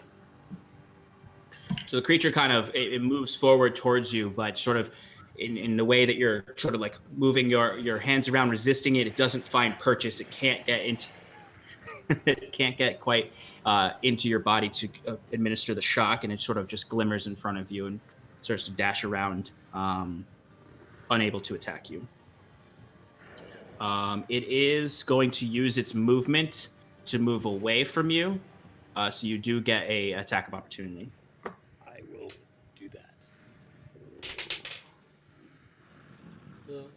That's gonna miss. It's a 10. That does not hit, and the wisp goes into one of the other bodies. It disappears. Wisp is done. Wiswick, you're up. Okay, so how far away is the window? The window is about 20 feet away from. Oh, well, where you are, 30 feet. Okay. I'm going to move my 25 feet towards the window. Is there anything in the hallway that might be used as an improvised weapon, such as a torch or like some sort of item, like a vase? I don't even care. There are torches ensconced in the walls that you could grab one pretty easily. Okay, so that's like an object interaction. I'll grab a torch. Mm-hmm. And I will chuck it. Well, he's right outside. Could I just do a poison spray? It's 10 feet away. With you being 5 feet away from the window, I'd say you would just be in range to use poison spray on him. Okay, well then I guess that's my goal.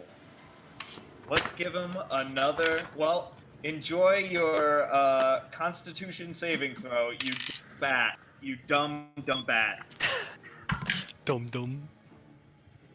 Oh yeah, he's in his bat farm. I gotta look up the bat. Fucking stats. Oh, I'll save you the trouble. I got a bat right here.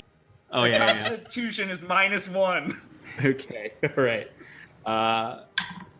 Okay, so that is a dirty 1.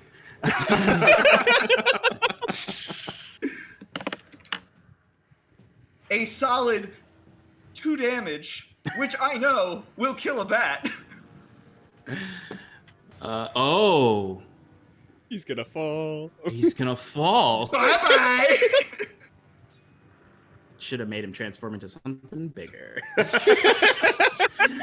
All right, so yeah, he comes out of the form. You see, just like 5 feet out the window, you see a little bat get attacked by the poison spray, and it's sort of like twists, and then zoop, as the archdruid appears and falls. Falls quite a distance too. And we're on the second floor? You're on the second floor of a hall, a great That's like a hall. 12 to 13 foot fall, probably, right? I would say it's at least a 20 to 25 foot fall Oh! based on the great hall. That's a good thing I didn't jump out that. All right, so Do like a Legend of Zelda, this is down. dexterity save. No, I was gonna is- Will Turner flip. Ah. 6 points. All right. Classic so he move. takes- Yeah, I still might. Do it. Okay. I've got okay acrobatics. Possible. So he takes 8 points of bludgeoning damage as he falls outside. He falls down into the within the walls because he didn't get that far out. Yeah, he fell. You don't see where he is right now, but he definitely fell down into the ground. You don't know if he's alive or dead. I have 120 feet dark vision. I can't see where he is. You're not at the edge of the window. Have Jet do it. Come on. I mean, Jet, Find him. Jet is there. Jet sees that he hit the ground right below the window, and that he's prone down on the ground, still alive but hurt. Jet, I tell Jet to keep on him. Don't let him out of your sights. He's a wily one. Okay, all right. And I yell back to Cal, I got him! He's downstairs! Go, go, go! I really wanted Jet to fight the bat. Oh, Bat fight. Bat up. Oh, like in What's what the aerial combat? you haven't seen What We Do in the Shadows? Yes. Bat fight! Bat fight! Yeah, What's your yeah, head? yeah. You poop on him, Jet. One Poop on piercing him. damage? It's literally, it's a +0 to hit, and the AC would be 12, and they both have 1 health. So it would literally just be like a 50-50 shot, whoever went first. Pretty much, yeah. Who gets the hit? All right. Yeah, so use that was the guano. Archdruid. Use guano. So, Mono attack. Kieran, you're up. There is now a zombie in the room, and the wisp is in one of the other bodies. Kieran's going to use Sacred Flame on the zombie that the wisp went into.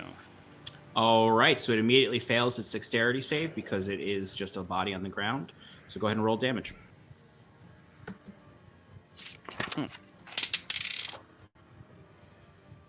Six. Radiant. 6 points of radiant damage. Okay.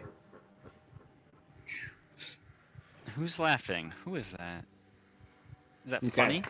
I think that was in the ambient. Yeah, I know. Yeah. Okay. Just calling attention to it. I mean, it's me. It's the I'm wisp. usually laughing. Oh. Anyway, the body sort of erupts in this holy bluish white flame that just starts to singe the corpse as it is shaking with the wisp inside it, animating it or taking care of it. All right, anything else? End turn. End turn. All right, so it is the wisp's turn. So you see the wisp comes out of the corpse amongst the flames, licking at the sides of this body, and it is going to, based on the battle map, it is going to go flying directly towards Scarlet, and go try to attack her. Scarlet, what's your AC? 15. 15. Okay. Oh, this wisp is low. Not rolling well. So that is a 9 to hit. Nope. And it only has one attack. It has its movement. It used quite a bit of it to get to you, 10 feet to you. How much movement does it have left? It has 40 more feet of movement. So it is going to go directly into the body next to you. You do get an attack of opportunity on it. Me? Yep. Awesome. Would stabbing it with a dagger do anything? I guess I'll find. 14. It does not hit. So your dagger goes through it. It's not that you think it couldn't have hurt it, but it just has a very high AC.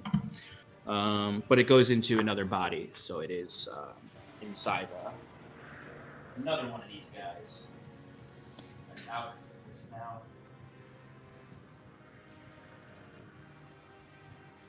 All right. So that was the Wisp's turn, which brings us back to Wiswick. Oh boy.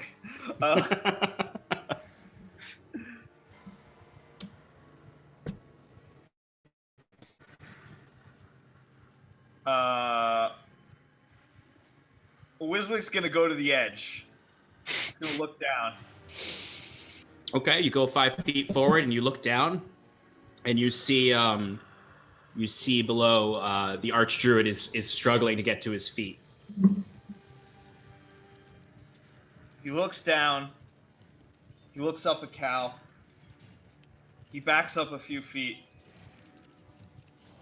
It looks like he's about to jump.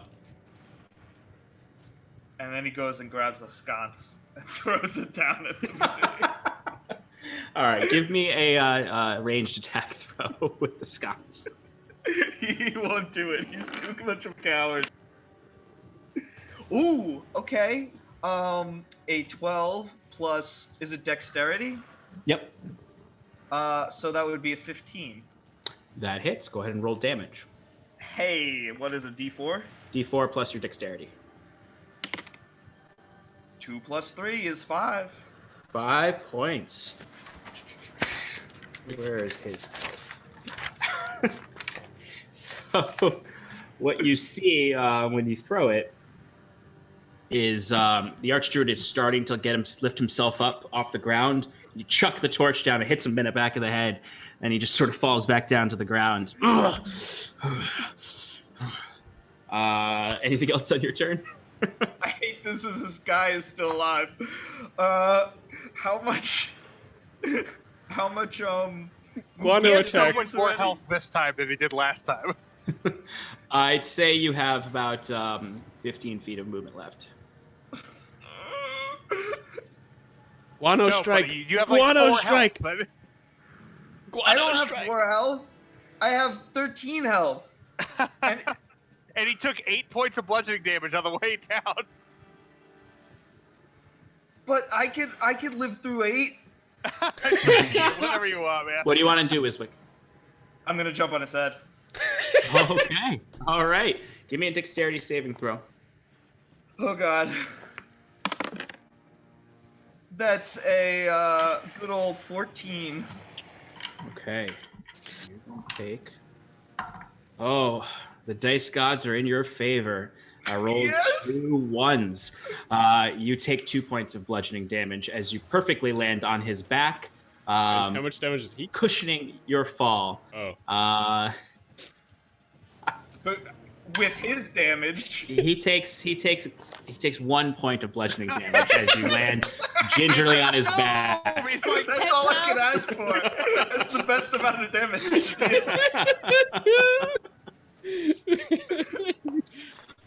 All right. So, Wiswick, you are now on top of the Archdruid on his back, having safely landed down below.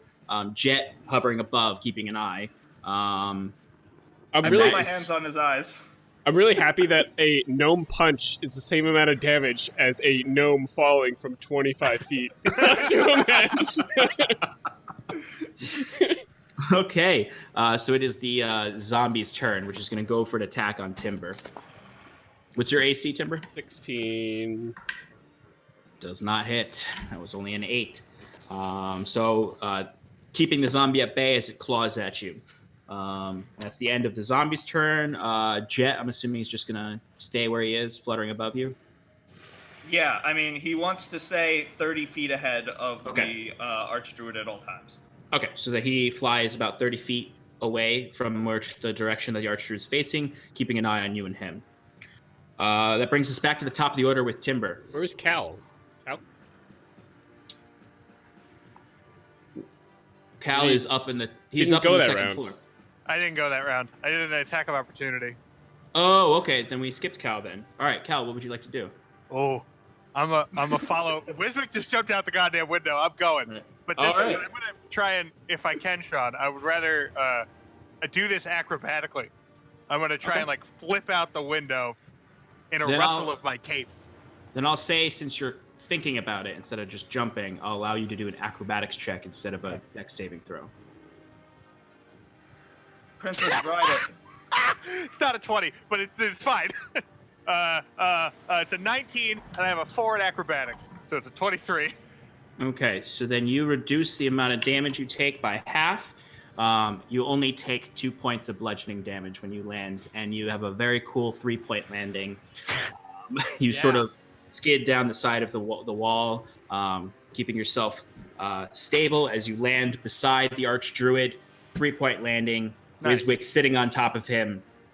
That was your movement, so you have your action still. I'm actually going to use a bonus action for short rest. I'm sorry, for second wind. Okay. Just So- because.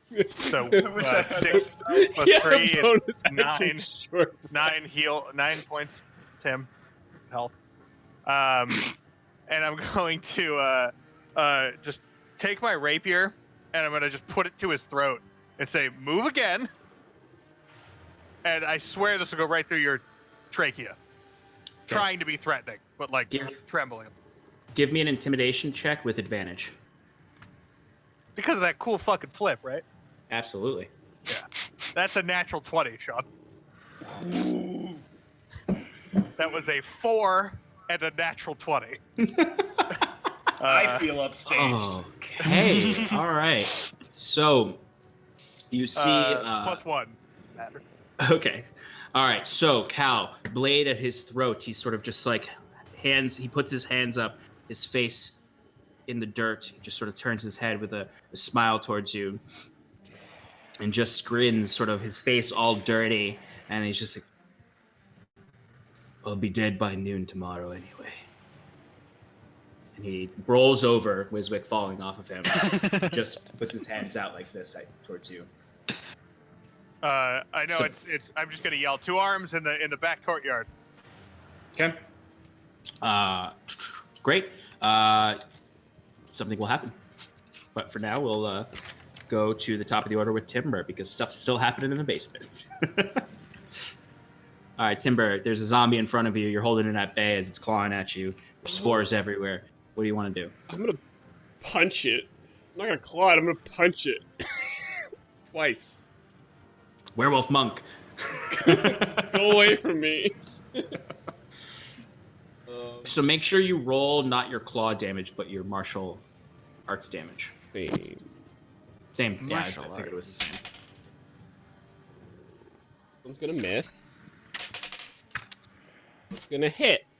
It was natural 18 for the second one. Natural 5 for the first one. Okay, so the second one hits, so go ahead and give us a paw punch.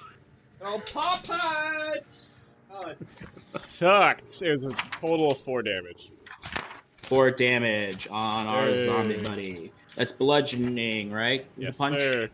Blunged me. All right. Okay. Excuse me. So it is still clawing at you as you punch it with your paw, and you sort of launch its lower jaw off of it, and it goes flying across the room and splats against the wall. As it's no longer chomping at you, but just sort of like doing like a half chomp, sort of like it's hammering its top teeth at you. Timber's gonna look very confused at it. I would like you to make a Constitution saving throw as spores do shoot in your face. I'm gonna give myself advantage. Yes. Oh yes. Because you haven't bit anything in this time, right? What? You haven't bit anything, right? You've all No, been clawing. I have no bites. 18. Okay. You're good. You stave off the effects of the poison. All right, and that was Timber. So now Scarlet, you're up, and then Cal. All right. I can't tell which square Timber is in, but if I was gonna move like 15 feet, would I be able to flank? There is actually a wall in the way where you wouldn't There be able is. to get all the way around to flank with Okay. Timber. Okay. Because he's the big gray blob right next to you. Yeah. I just didn't know. He looks like he's in between two squares. That's why I was asking. Yeah, he's right next to you, so you'd have Okay. to. You Okay. don't have space to get the advantage. Okay. So then I'll just move up 5 feet. Mhm. And stab him. Excellent. Let's go ahead and roll an attack.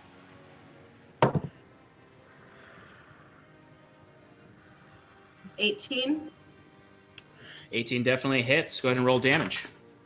And actually, you get sneak attack because the creature is engaged with one of your allies. Oh crap.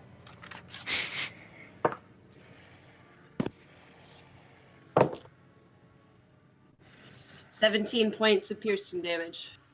Excellent. You come up and you come up to the side of this creature and just slash across its chest, already weakened by Timber's several attacks on it, and the creature just falls to pieces in front of you. Nice. I do need you to make a Constitution saving throw, and Timber, I need you to make one as well.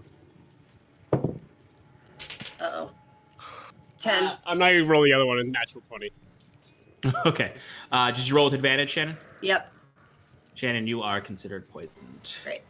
As the body collapses in front of you and so many spores shoot up into your face. How And many?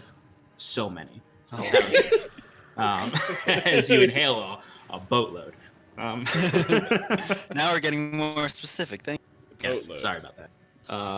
Boatload or a buttload? A buttload is actually a measurement. Oh no. It's seemingly right now all you see is that other body across from you seizing right now and shaking. Did I see the wisp go into it? Yes, you did. Okay. I still have movement, so 10 feet. Is it the dark gray one? Yes. Yeah. Okay. 10 feet of movement. Going to use. Is produce flame an action, or is that a bonus action? It's an action. Dang it. All right. Just gonna use my dagger and just kind of like swing it down into its throat. Go for it. 15. 15 hits because it's a body on the ground. But you have advantage, so if you want to roll to try to get the nat 20. Okay. Nope. All right, so go ahead and roll damage. Just a straight dice roll, no modifier. 4 points piercing damage. Okay. But it's very hard to keep track of the corpse's health. All right, so you stab into its neck. The thing is still shaking, but blood spurts out. Give me a const. You're already poisoned. So, I'm already poisoned. Then it doesn't matter. You got it on the first roll because you would have had disadvantage on the attack. But you had advantage. You canceled it. Oh. All right, so that's your turn. So we'll go up to Cal at this point. So Cal, you've got the Archdruid at rapier point. Presumably there's guards coming around the corner. They're not going to reach you just yet. Is there anything you want to do before the guards get here? Not particularly. Oh, I want to cover his mouth somehow. You can hold an action. Oh yeah, I'll do that. So what are you gonna hold? attack. No, And what is the trigger? him? I told him not to move, right? So Yep. he goes to get up or anything. Okay. Good to know. And especially if I see his hands move in a magical manner. Okay, no problem. All right, so that was Cal. Curon, you're up. Sacred Flame on the convulsing corpse. All right. It's a corpse. It can't make the save, so go ahead and roll damage. That is 5 points of radiant. Okay. So the creature is still seizing as the flames lick and burn its flesh, but it is still seizing. Can't say I didn't try.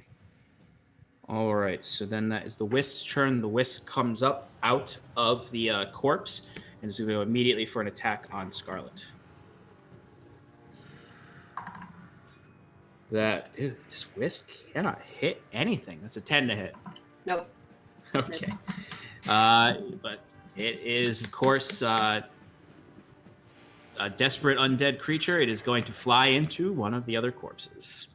You do get an attack of opportunity on it. Disadvantage. Yes.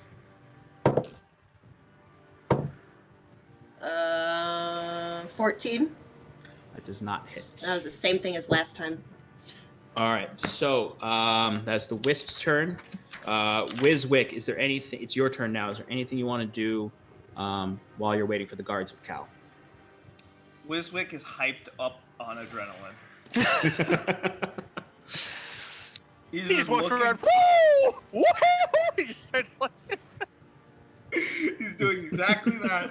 He's like, "Oh yeah, you thought you could beat me, Master Man? You mean you thought you're gonna be dead in 2 days? Yeah, right. You're dead now, fool. You're done. It's over."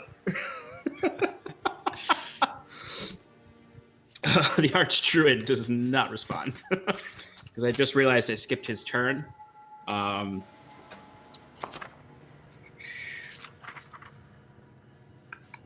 Archdruid's staying still. He's not. He's following your orders. Intimidation roll was that high. Nat 20, maybe. Did we wrap him up or anything? Like You have not done anything like that. I didn't want to lift my sword from his throat. Okay. I'm going to quickly try and fashion a restraint of sorts. Okay. Do you have rope? I don't know what I'm gonna use. Don't really have rope. I have You could take rope from Cal. Okay, that's fine. I'll do that. How many feet do you take? Just enough to wrap up his wrist. Okay, so we'll say 2 feet. So Maybe, Cal, maybe like, how long's your rope? Like, maybe I'll take like 5 feet so I can. Like, buddy, I hold have him. like fucking rope, dude. you probably have 50 feet. I have 50 feet of rope, man. I'll use the end of his rope to Mhm. tie up the wrists, and then Okay. the rest of it I just hold on. Like I hold like maybe 10 feet past that, and the rest of it is just slack. Okay, great. Easy enough. He is not resisting, so you can easily pull his arms together, tie him up, keep 10 feet in your hands, slacked, so that you can control it, I guess. Do you want to cut the rope so you have just that leash, so to speak? I mean, I'll leave it where it is for now. Okay. I don't really have anything to cut it to begin with. No So- problem. All right, so you just got the rest wrapped around your arm, holding on to that 10-foot amount, and he is tied up right now, so he's restrained. Yeah, and I just keep like honestly, it crosses my mind that now's probably a good time to question him before the guards come and get him. But I'm just too excited. I gotta like keep flaunting. I'm just dancing and stuff. Like I'm still a little tipsy from before, and like I don't even feel the injuries, and I'm just like yeah. Excellent. Great. All right, so that brings us back up to it brings us to the zombie. So the zombie stands up in front of you, Scarlet, and is going to go for a swipe on you. And that is going to be an 11. Nope. Zombie misses. It is just clawing at you, holding it away. It's really gross though. It's got these spores coming off, the fungus growing out of its face and its eyes. Its flesh is singed and burned, so it smells absolutely horrible. As it also has blood, sort of just this dry, like sort of like thick oozing blood coming out of its neck where you stabbed it. Do you want Jet to do anything or just stay where he is? He will stay. He'll keep the 30-foot perimeter that he was at. Maybe he'll start rotating around in a circular fashion to his regular scouting. He's just keeping an eye out for anybody else that's coming near us. I will say he does see a group of 4 guards coming towards the back of the hall. So help is coming. If I have the chance to command him at this point, I would just tell him to fly over near the guards and have him like show them the way to us. Okay. If he doesn't hear me, if they don't hear me already. Okay. Excellent. All right, Timber, you're up. That body that is, or that zombie that is still on me. I'm gonna go ahead and punch its face again. Oh, Scarlet killed that zombie. Oh! There's another one that you can go punch. Oh! You're welcome. Thank you. The one that the wisp is hiding in. Yep, that's this body right here to the side. Timber's gonna pounce on that body. All right, go ahead and attack it. I will attack Just it. for your reference, there's 1 zombie up and there are 3 corpses. The wisp is in one of those corpses right now. I want to. I want to claw or try to decapitate the one that the wisp's in, basically. Or okay, go ahead and plunder that body. go for an attack roll. All right.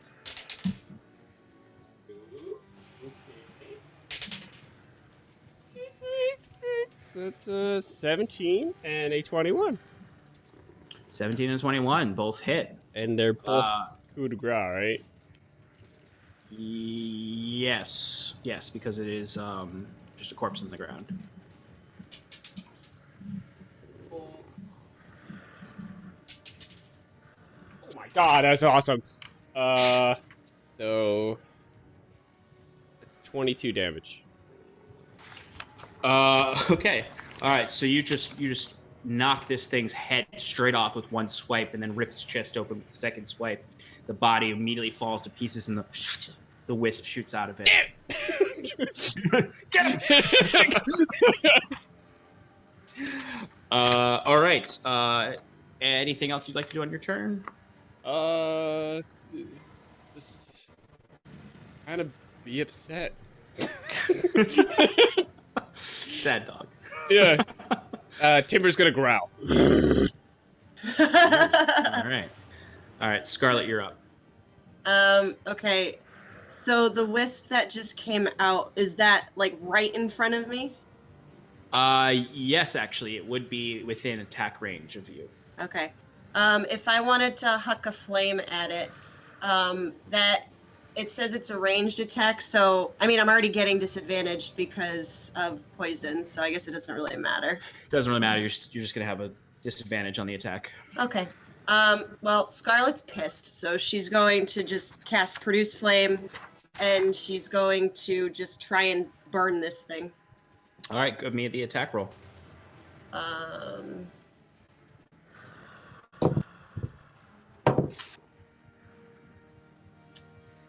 12. Does not hit. You see the wisp is just too agile as it moves around and sort of floats out of the way as the fireball or the produce flame whizzes right past it down the hall. Okay. Yeah, this thing is really high AC because wisps have 28 dexterity. Wow. What? Yeah, wisps are nuts. Wow. All right. Anything else? You still have a bonus my bonus action. Yeah. All right. Just gonna whip out my dagger again and try and hit Whisper it. zombie. Oh. Wisp because missed it, so I'm mad.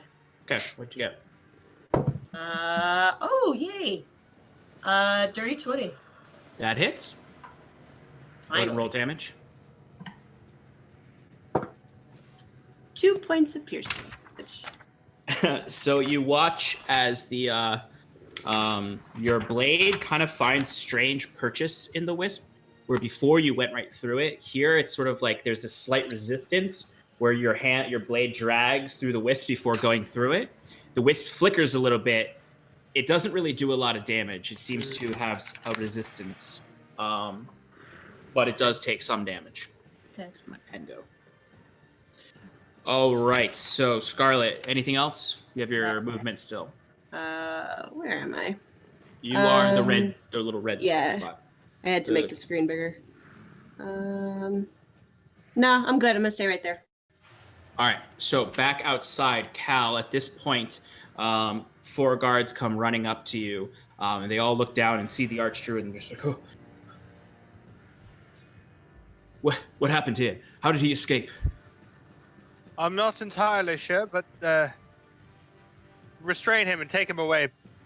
Okay, so they easy enough. They follow your commands. They actually one of them pulls out a rag and sort of wraps it in around his head in his teeth, and ties it behind his back, pulling it tight. They grab him up from the ground and they go to grab the rope from Wiswick. I give it to him. Yeah, they cut the rope, taking the 10 feet and the 12 feet of the rope. As they start, one in the front starts dragging him away as the others are holding his arms tight. I turn and say, wait! And I roll investigation or insight or whatever you want, perception, to make sure that these are guards that I recognize from the cadre. All right, give me a Perception? Yeah. Could I do the same thing since it's kind of out of combat? Yeah, you guys are technically out of combat, so the initiative order is not really relevant. It's an So 8. I'll say you can give him advantage on that, or you can roll your own. What's your perception, Mod?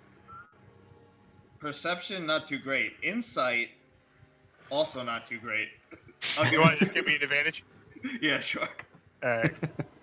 That only brings it up. What'd you get? 12.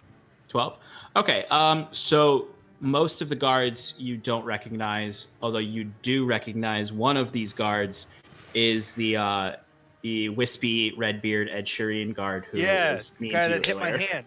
who slapped your hand away from the treasure a few sessions ago. There's a lot of guards here, Cal. No, I just nod to them. Okay. And look down at Wiswick and I go, "Are you okay, my friend?" I'm better than okay, baby. I'm the king. You were pretty cool too. I like that move off that was pretty dope. Yeah, when you jumped out that window, that I must confess that was a true shock to me. I know, right? That's like 10 gnomes high. It was I think great. it's more. It's like, yeah. And Kieran, you're up. So there's still a Zom upright. There's a Zom, and the wisp is out of a body. All right, Kieran's going to Sacred Flame the zombie. Because fuck dealing with a +9 modifier. Are you kidding me? What, 13 dex saving throw. Okay, this thing. Natural 20. Oh. So the zombie, in its thrashing at trying to kill Scarlet, it just thrashes the right way to avoid any sort of deep damage from the Sacred Flame. It's definitely singeing its flesh and burning its clothes, but it does not take any damage. That's fair. All right. And turn. All right, so Enter button. I'm going to pause on Wiswick and Cal's initiative and just let them be, and we're just going to do initiative for those in the basement. So then that would bring us to the zombie, who is going to go for Scarlet again. We'll pray to the dice gods that one of these zombies gets a hit. Wait, no. No. Other way around. Yeah. Maybe not. I don't know. I'll hide my excitement if he hits. Oh, that's cocked. Oh, is it? It's cocked. Oh, 2 in a row. no. It actually was cocked, but you'll Yeah, know I I was believe being you. honest because I just got a 3. Yeah. So again, you're keeping this zombie at bay. Its flesh is starting to fall off of it with the fire. the sacred flame fire.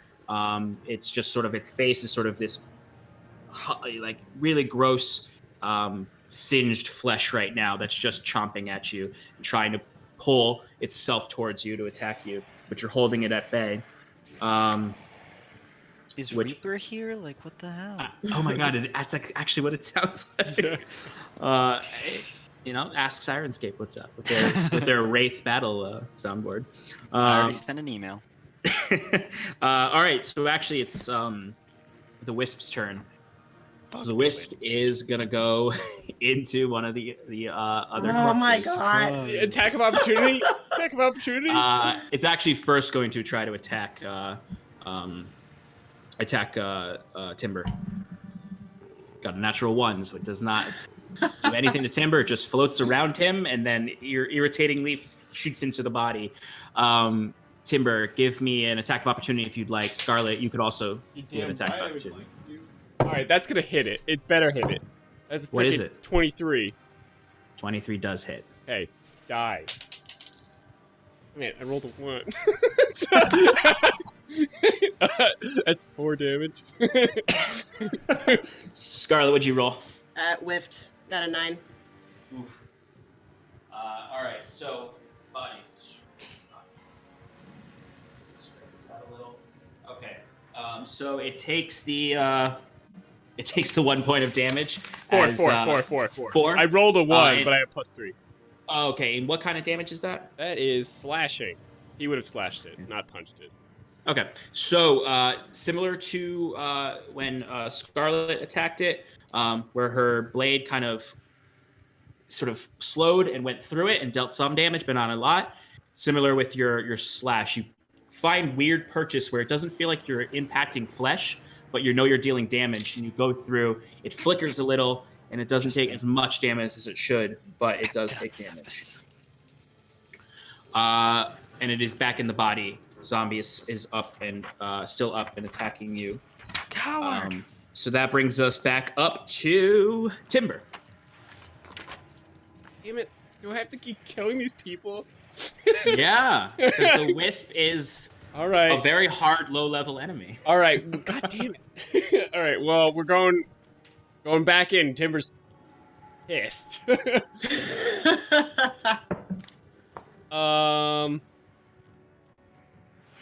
It's like a dog and a laser pointer. It's a 20 and a 21. On the corpse or the zombie? Corpse. All right. Go ahead and roll damage. With the wisp in it. Yes. Wisp is in it. Yep.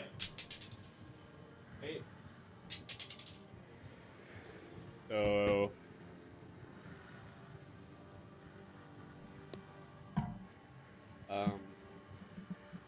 Sorry, brain fart. 18 damage.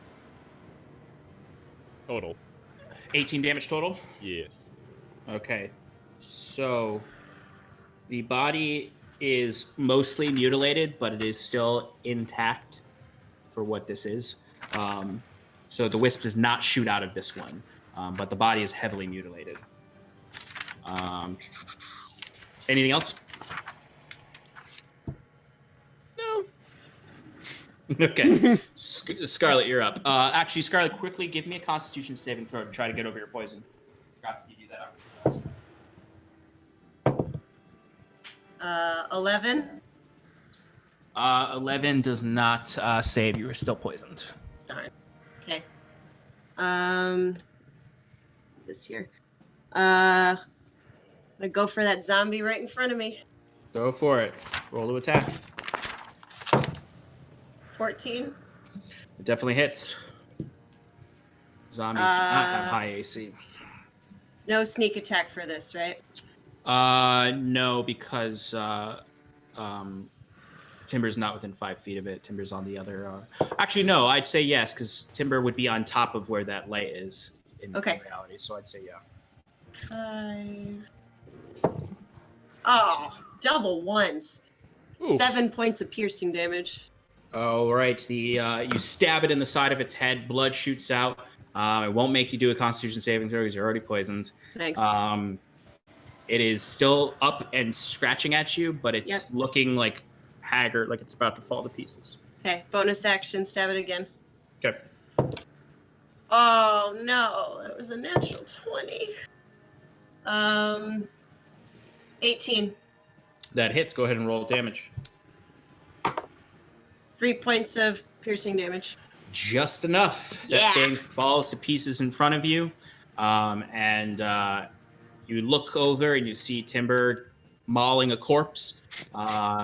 Knowing what that is, the wisp is inside that, but that will bring us to Kieran. Sacred Flame on the corpse that Timber is mutilating. Automatic failure, so go ahead and roll your damage. 7 radiant. All right, you see that thing just burns to ash, and the wisp shoots out of it. Anything else you'd like to do, Kieran? Wisp is out now. Where am I? I'm in a good spot, right? Yeah, you're over by the torch on the right side. Right. Kieran would move a little to like closer to the center of the room just to make sure that he can, see everything. Yep, easy enough. Oh, there's a lot of water on my minis. Oh, all the fog. Yeah. All right. Kieran, that was you. It's the Wisp's turn. It's gonna go. It's gonna go for an attack on Timber again. Actually, no. It's gonna go for Scarlet this time. Fuck Scarlet. I mean, just kidding. Whoa.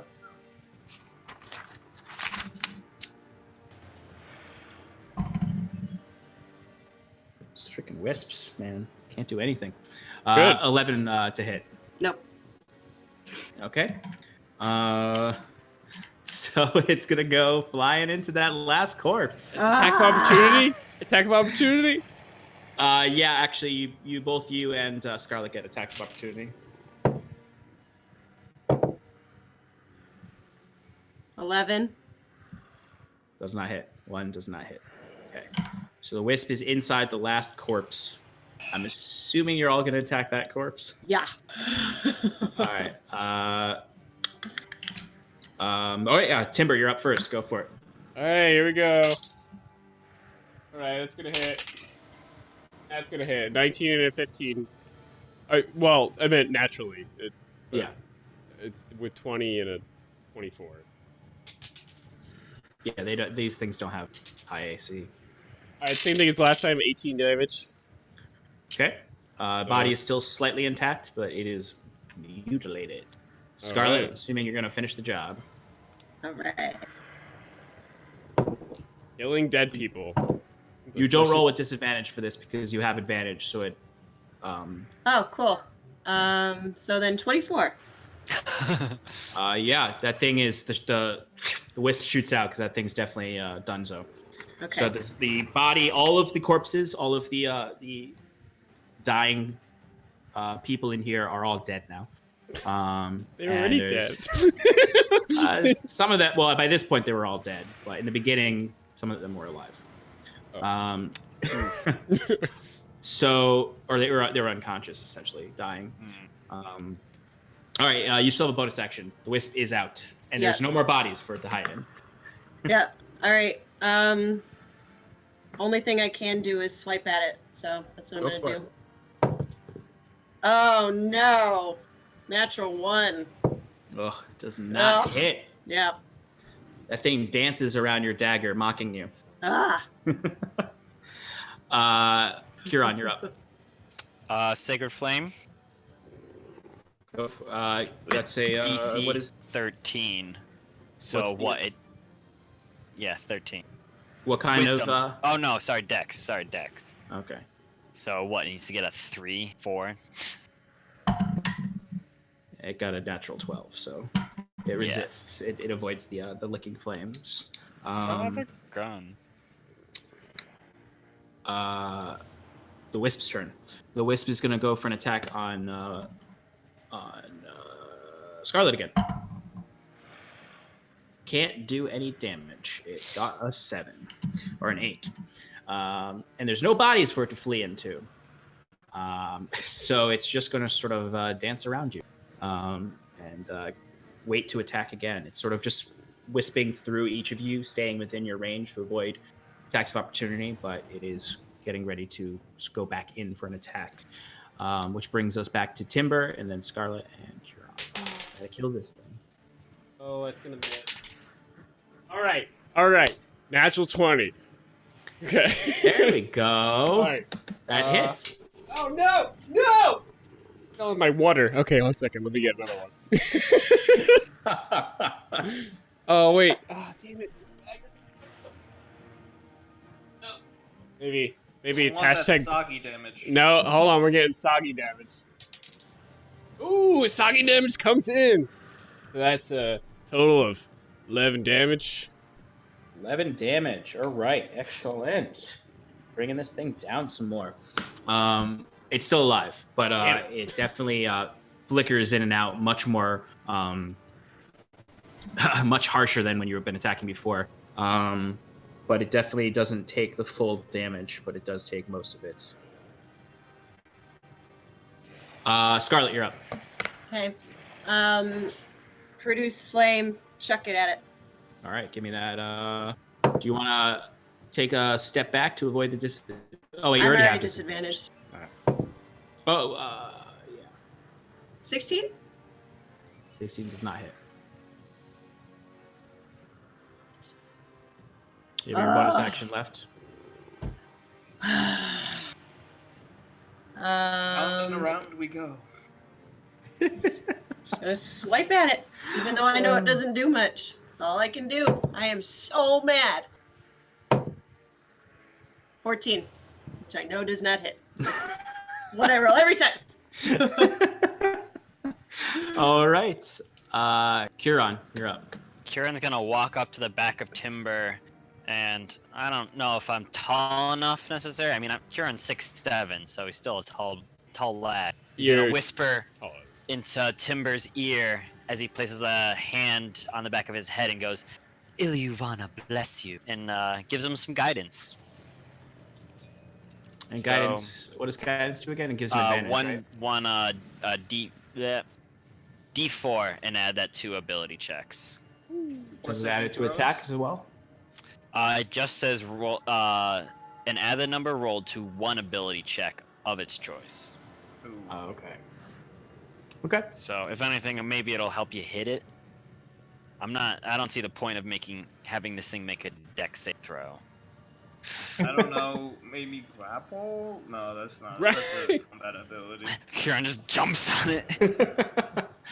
All right. So as you're all kind of swiping at this wisp, it's there's the lantern is shattered.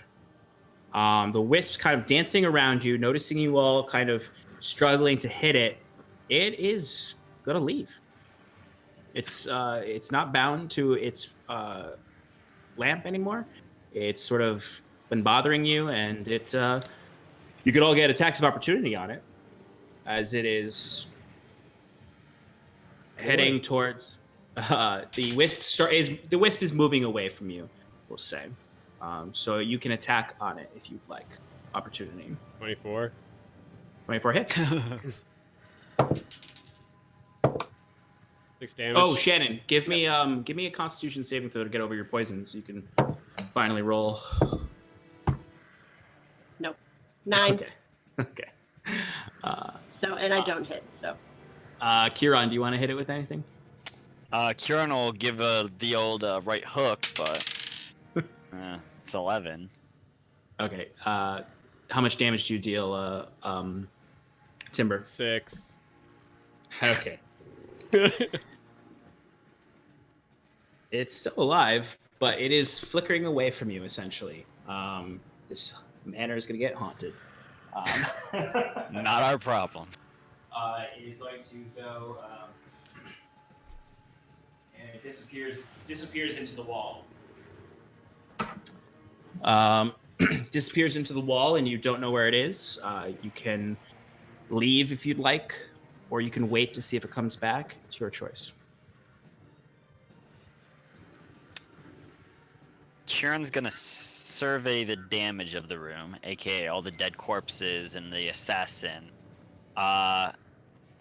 Can he check on the assassin's status? Is he full on dead? You can go ahead and check. You can do an investigation check. I'd say for the purposes of all this, we're out of combat now. Right. Timber Wisp is still wandering still around. has his claws out, like pissed off at where this Wisp is. Just looking around. Yeah, like it left, but it could easily come back. Dirty 20 on the investigation check. He's dead. He's All dead, right, Jim. That's fine. Kieran's gonna get up, looking between Scarlet and Timber. So, are we gonna address this? Timber, in his I don't think now's the best time. fair. As I cough and try not to vomit. Timber's not paying attention to them. He's still just looking at the walls. Can I go and just like sit down against a wall facing the wall that the wisp went through? Yes, absolutely. And you're sort of coughing, and you're all just sort of, in the moment, you're just standing amongst a room only lit by the dim torchlight. Spore fog everywhere. It is starting to dissipate up to the top floors. Mutilated body parts across the entire room, ripped apart, 7 different bodies, and then the assassin's body on the ground. What would you like to do? Well, it appears that light has fled. Should we check on the others? I believe I heard Wiswick yelling about the Archdruid. Yes, we should probably see where they got to. Right then. Kieran's going to walk up the steps and go look for his friendos. Kieran, what did you get on your investigation roll again? Dirty 20. Okay, 30-20. That's pretty high. It So is. say in your investigation of the body, you also found a small, smooth stone with a sigil carved on it. Do I recognize the sigil? Give at all? me an Arcana check. 18. 18. Okay. Yes. So you actually are able to somewhat identify this. It's a it appears to be what you've heard of before, known as a sending stone. You don't know quite what it does. You know that it's used for communication, and that the sigil on it is a evocation rune.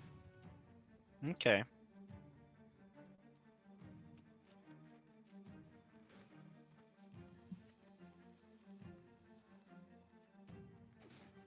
I think Timber at this point will calm down and then look around. How are we gonna explain this? To who? Explain what? I think we- it's pretty we- obvious there was an escape attempt. What are you worried about? Nothing. Let us go find the others. He calms Kieran down ascends and the steps. Okay. follows. I'll check back in with Cal and Wiswick. I imagine you all want to either head back inside or do something else. I want to command Jet Mhm. to follow the guards and the Archdruid. Not too far, basically like 100 feet, or if they go into a building, whichever comes first.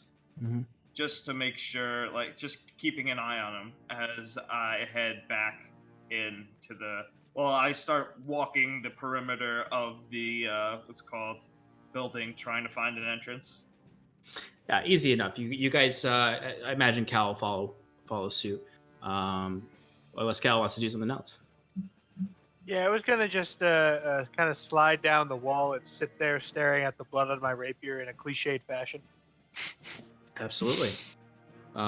Wiswick, as you're walking away, you do notice Cal has sort of come off of the adrenaline of the moment and is just sort of And I take my hat off. rapier, takes his hat off. Etiquette for mourning and grieving. He is looking to his hands. He's looking to his rapier. He sees the blood in his rapier. His sleeves are all torn from the cold damage that he took, and he seems like he's not in the same state you saw him when he was trying to keep that assassin alive, but he's certainly affected. I think Wiswick will stop and turn around and put his hand on his head and look down at Cal and just like say, "Oh, jeez, man, you're really down in the dumps today. That whole thing with the noble woman really hit you hard, huh?" No, I it's not that. Sorry, go ahead. I cast prestidigitation to try and clean up the blood on his sword. I continue to stare at it like I did. It's not that, Wiswick. I've never killed anyone before. And I kind of like scrub my face, you know, and Cal says, my master once told me only draw my sword with a clean conscience and clean hands, and I don't know if I have either. Just go find the others. I'll be okay. Wiswick doesn't want to leave Cal's side. He kind of just leans down and looks at him and says, "From a young child, I was told that everything outside of my village was trying to kill me, and that I must do whatever it takes, no matter how dark or evil it seems, to keep myself and the village alive. I never understood this until I had a chance to explore the caverns myself, and I realized what a dangerous and terrifying world is out there. Nobody expects to become a murderer, but it's a fact of life. The world we live in, you can't help but sometimes make a judgment call, and sometimes you're not right, but you've gotta stick by your guns. And if you thought it was the right decision in the time, it probably was. You've just got to use your brain. Cal looks up. You big dumb idiot. Ow! Hey! Ouch! I was totally on board until that. Cal looks up at Wiswick piteously. Then kind of goes and like kind of like shakes himself out of it at least a little bit, and grabs and reaches up for Wiswick's hero clasp. Oh yeah, predator handshake. Yeah. And then he doesn't, I guess, pull me up because he's like 2 feet tall, but I don't know. It looks like that, maybe. And your hand is taking up most of his arm. Yeah. But you dust yourself off. You're able to get up and slowly recover and follow Wiswick as you begin to circle the courtyard to find the front entrance.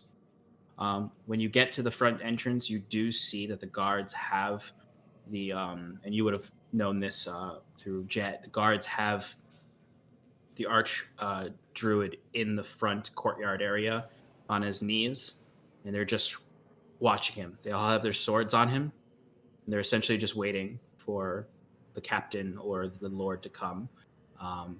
You see a few of them. They're just sort of, one is pacing in front of him, just staring at him with like laser focused eyes. He spits on the ground in front of him, and he just continues to pace in front of him, and actually goes in as you're entering the courtyard, goes in for a right hook right across the archdruid's face. You see he can't spit because of the rag in his mouth, but you see blood kind of coming down his from his split lip and bleeding into the rag in his mouth as he just turns his head back up and stares directly at this guard.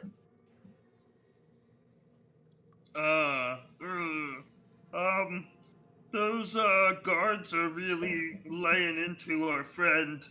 Maybe we don't want him to go too far, but I guess it's warranted. Let it be for now. Let's find our friend. Yep, I agree. Okay, so you enter inside. You push the doors open and you enter in. The first thing you see is all of the guests who did not get out are just sort of sitting there recovering. There's servants who have tried to quietly and not and respectfully clean up the exploded fungus zombie corpse, and then the destroyed skull of the wealthy woman's fungal zombie corpse as they're just trying to clean up. Wyla, the druidess, is still tending to McLear, who at this point is drinking again and biting into a big turkey leg that is very cold at this point. But it's a very somber room. Even McLear's post-battle feasting is he's got that angry look at his face. At that point, across the hall, the rest of you are ascending and reach the top of the stairs and are approaching the Great Hall as well. And you see the same thing. You see the somber situation. You see your compatriots directly across the hall walking in from outside. Sconce torches have been lit so that it's not just the Druidess's blue flames, starting to provide this sort of blue and orange light in the entire space. It's actually quite nice. What would you like to do? Before I enter into the Great Hall with the rest of them, I actually want to shift back into it. Easy enough. As you're walking, Timber kind of drops down to fours, and in that process shifts into a wolf as he's dropping down.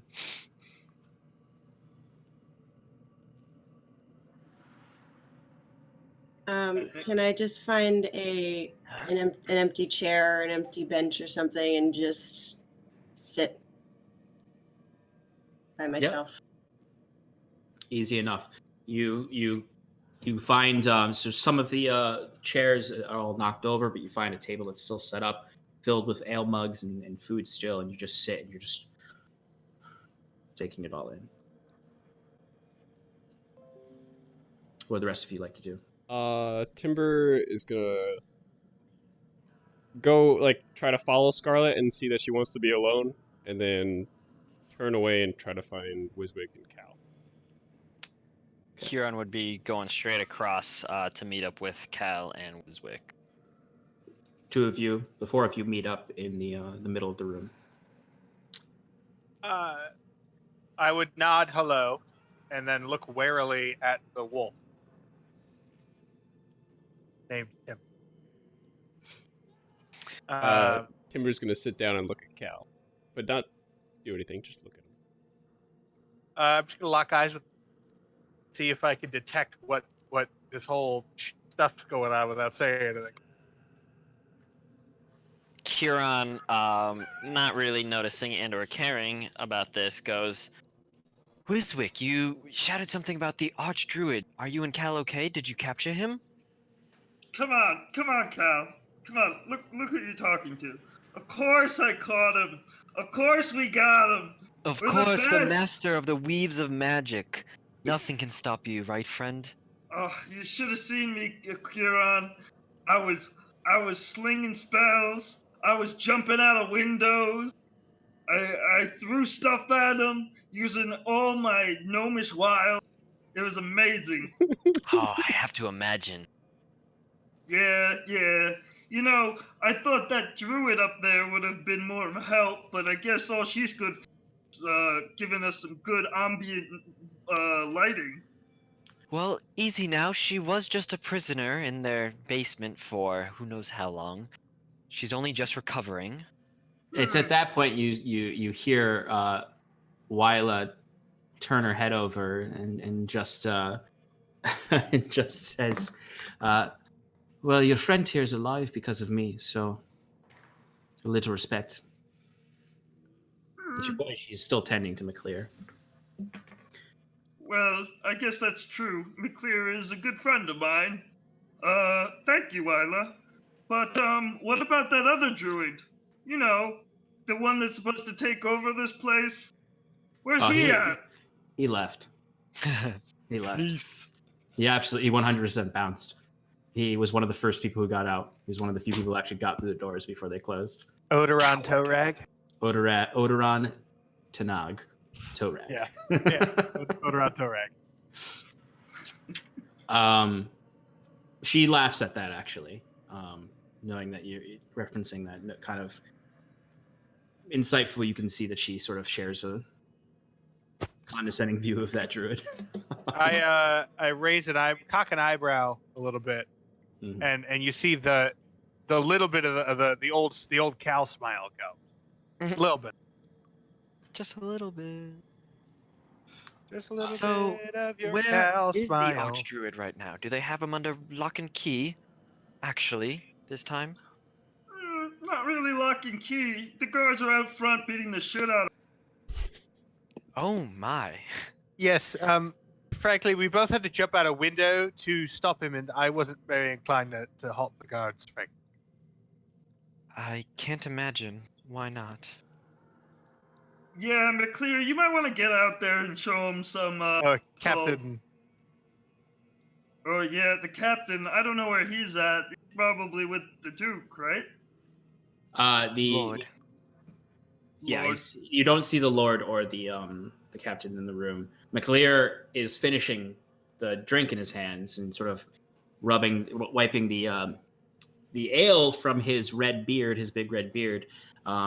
He gets up as if to go do something, but all he does is rush forward and attempt to pick up Timber and sort of like pet him and sort of like lift him up a little bit, sounded like the way you have your dog jump up on your chest. And he's like, this little fucker, I saw you. I saw what you turned into. You crushed those assassins. Ah, look at him. He's a wild fucking beast. As he's just rubbing the sides of your head and your coat of fur. But the Lord and the captain are nowhere to be seen at this point. Likely they are in some way being alerted by the guards. The Archdruid is still outside, while is tending to the guests. Kieran would like to exit the Great Hall and go talk to the Archdruid.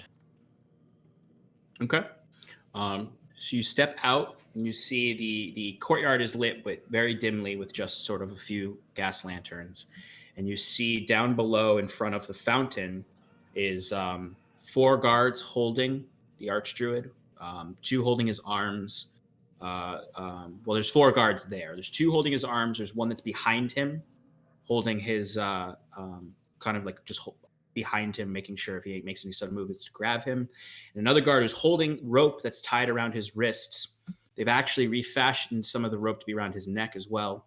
Is sort of occasionally pulling it and then comes up and you see before you step down the steps to approach them, you see him knock him again. And sort of blood splatters sort of through the rag and onto the pavement to the side. I go with Kieran, and the guard is back. Mm-hmm.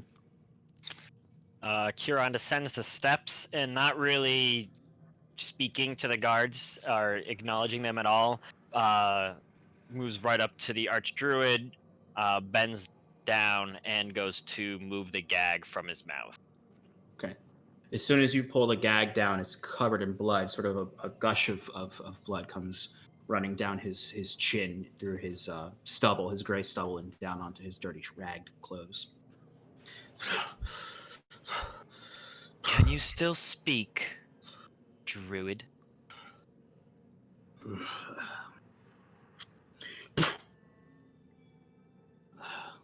Barely. What is it you want, priest? Can't you see I'm with my friends? And Yes. you see the guard sort of like actually spits on him at that point. So we're Kieran- not your friends. You're lucky we don't slit your throat right now, murderer. Kieran would give a dirty look to the guard that just spit on this, clearly, fucked up guy. Like, I mean, he understands it, but like, come on, I'm a good What person. is this, like the 3rd time that this guy tried to assassinate us? Right. Well, I don't. He didn't try to assassinate us. He tried to escape. Really. Um. Potato, potato. The mask. The ashen mask. What is it? What does it do? Why?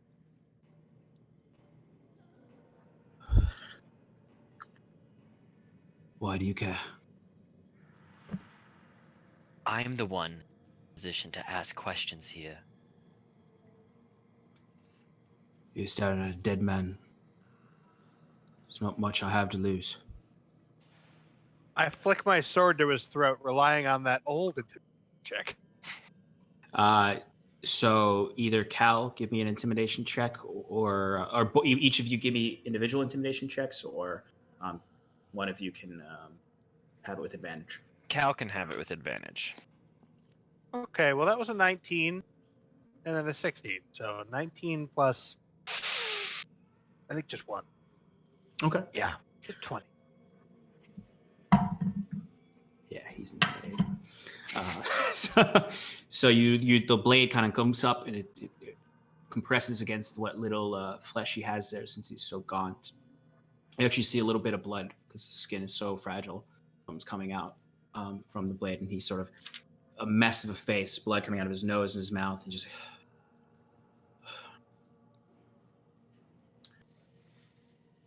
The mask. The mask is how I hear the voices. The mask. The mask is how he speaks to me. How the Ashkeeper wills. I am bound to it.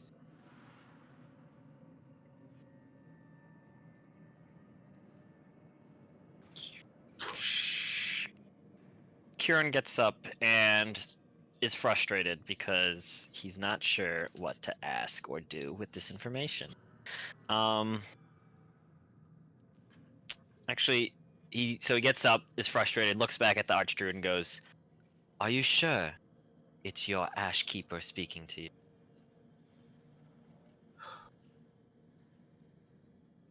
What? Give me another persuasion check, not intimidation, with advantage.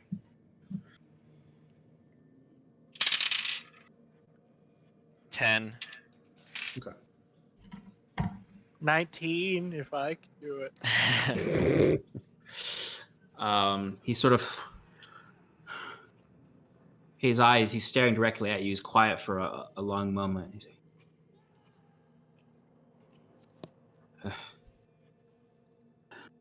sort of a similar reaction that you had when Wyla asked you the same question before. He looks up to you and he's a small smile, and he just says, I suppose you hear the voices too. And you ask yourself the same question. We all might be wrong, but our gods.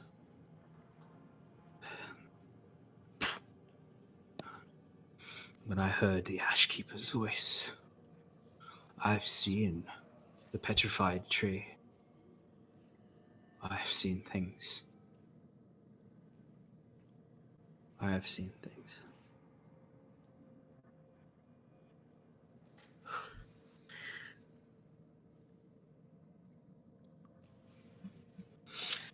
Kieran stares him down a little bit, just a little bit, and walks away. Okay. Cal, you see Kieran walk away. Is there anything you want to do before following? Nope, I'll follow. Oh, I reaffix his gag. Okay. Easy enough. As you're stepping away, you see the captain and the Lord approaching, coming down the steps to go to the Archdruid. The captain gives you each a stoic nod, and the Lord kind of much more stoic than he usually is. His usual like jovial celebration Self very much sobered up after this event. He just looks to each of you as, yes, right. Well, excellent work. Excellent work in apprehending him once more and saving those that you could in the hall. He's proven much more dangerous than we anticipated. We can't keep him alive. He'll be executed tomorrow. He looks to Kieran and he just says to you, I expect you may have more questions for him. You'll have a moment to talk to him once more before he is killed, before he is executed. Kieran gives a curt nod and his mask. I would very much like to see it. This is not an evening for lies. Well, I'm afraid, Kieran, we don't know where his mask is. It was stolen from the armory yesterday. Or earlier this day, actually. We assumed it was part of this raid. That one of his servants stole the mask back. Fortunately, we don't know the whereabouts of the mask. I'd ask that you speak with me once before you speak with him again. Of course. So we can glean as much information as we can so I can protect my people better. We've sent a rider out to Meadowin to request more aid from the Oxland garrison. Tressex can't handle this type of power. He kind of looks to Cal at this. Afraid we don't have the armies Duris does, nor Oxland. But we'll get our men here. My More lord, I suited. feel like I would be remiss if I did not inform you that one of the last things he said as we captured him was that he would be dead by noon tomorrow. Now, I don't know if it's a prophecy or some other rumor. Information for you. Allow it to. Yes. I'm Thank not you. sure. Thank you. We will take that into consideration. It may just be know that death is coming for him. But just in case it's something worse, obviously. You He has know, more. Perhaps keep him alive till 12:30. he was subjected to his own poison. I think that he might have been referring to that as a possibility. You might want to have him detoxed if it's even gonna last that long. I don't even know what the effects are, but just be wary. If you do kill him, make sure he stays dead. Of course. I think we've all seen enough on death today. He will die and he will stay dead. That is what I must do. Nods to the captain, who steps down to join his men down below. The captain stops the guard right before he goes for another punch to the archdruid and shoves the guard aside and takes the rope, and they begin bringing him to the barracks. The Lord looks to each of you as, I know it seems like an unsafe place now, but you're welcome to still spend the night in the manor. We have pulled all of our people into the Circle of the Hearth. Circle of the Market is emptied. There's a curfew. Guards are on 24-hour patrol.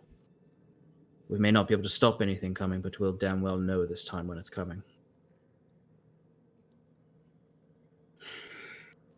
Thank you, my lord. I apologize for the dourness of the evening and our lack of preparedness. I must retire. Of course. I'm wearied by this cursed day and this conflict. Please find some rest. We will speak in the morning. There'll be no need to go to Meadowin. Good night. Good night, Lord. Good night, Lord. He returns inside. Timber and Scarlet, you see him pass through the hall and retire upstairs. McClear let you go, Timber. All right, yeah. Timber was paralyzed the whole time. He's like, "Why are you? How drunk are you?" but Timber does give him one lick.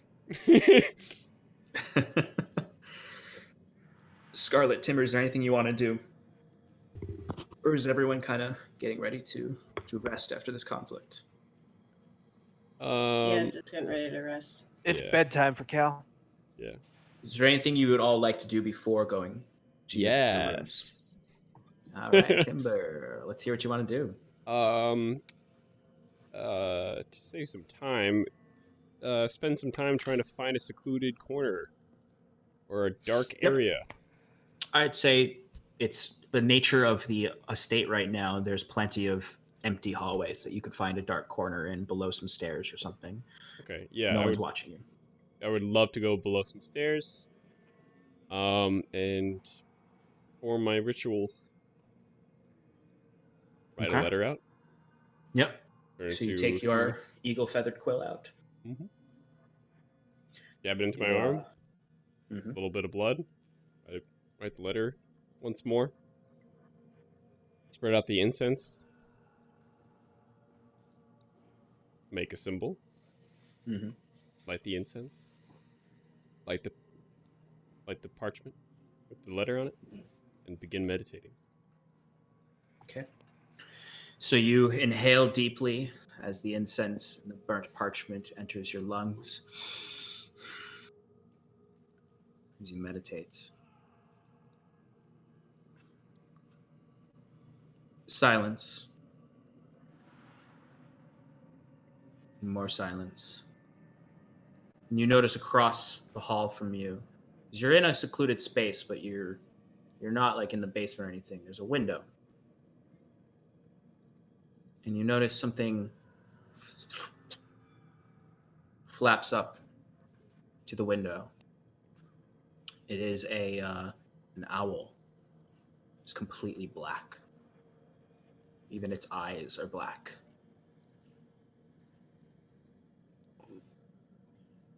It just stares at you. Get up and walk towards the window. And I try As to you open it. approach. Mm-hmm. It's easy enough. It's not an open window. Oh, it's open like this. it's okay, yeah. Yeah, but easy enough. Okay. Kind of hops forward. It's just staring directly at you. I investigate it a little bit more. As you go up to touch the owl, it bites you immediately on your hand, on your knuckles. And then it pulls back. It just gives a deep gaze at you, flies away.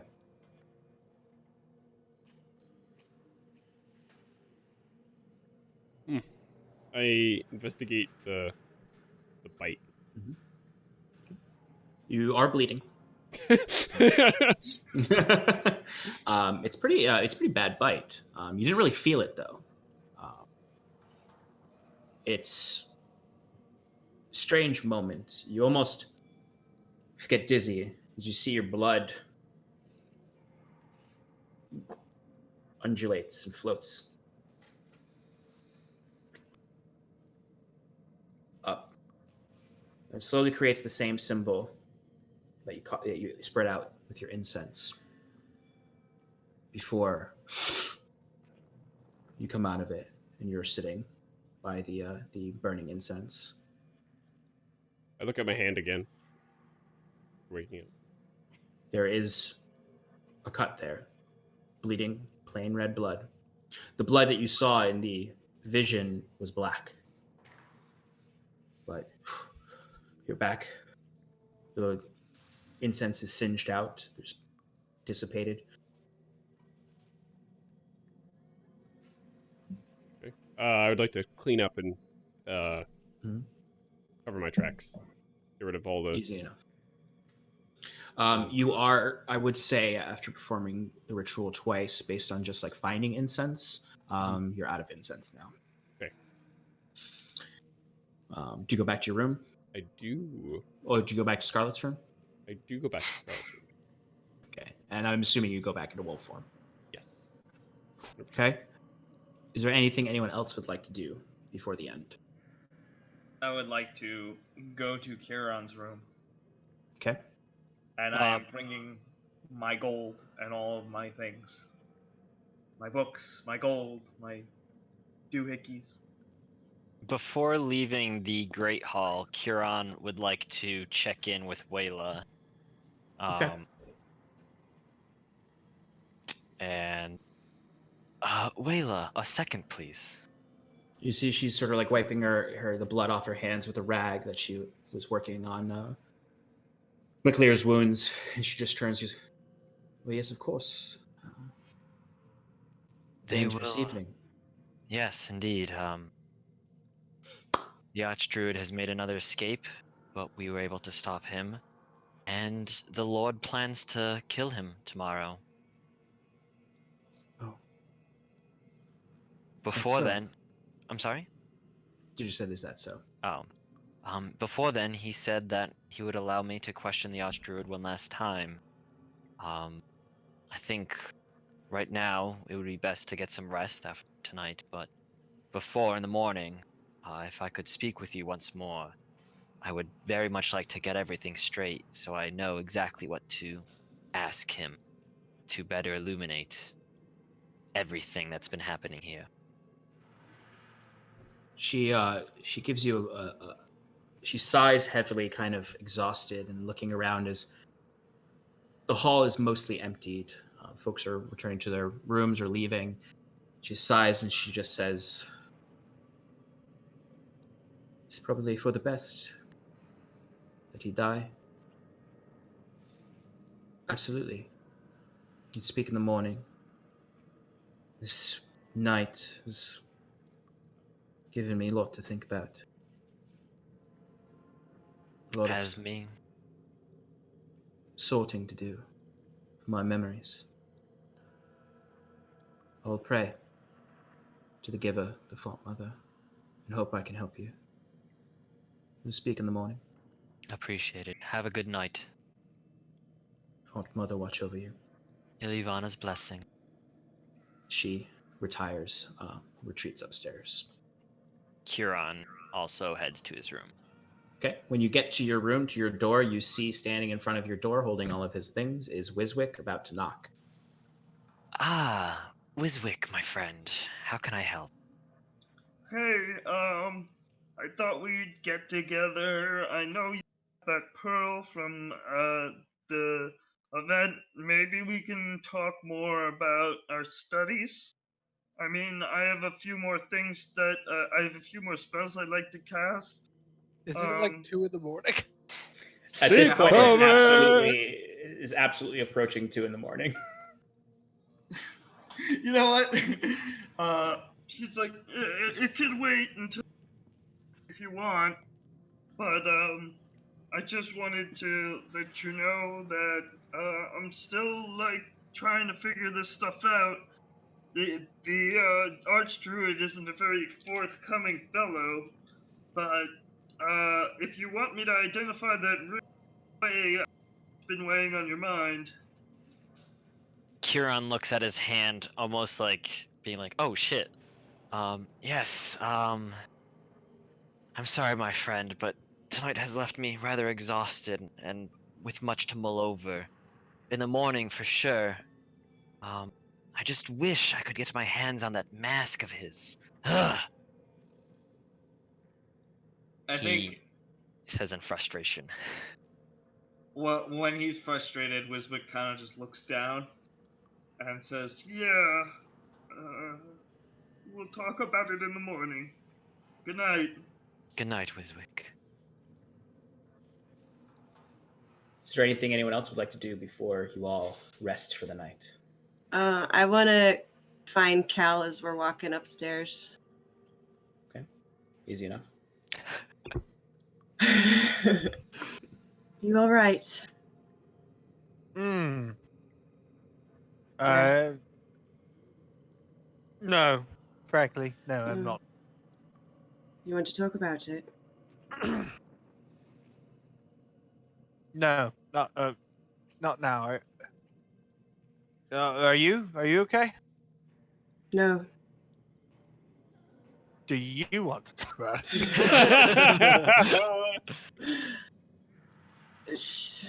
She pauses for a second, and she's just like she's holding her side from where that guy stabbed her, and she's gonna think about answering.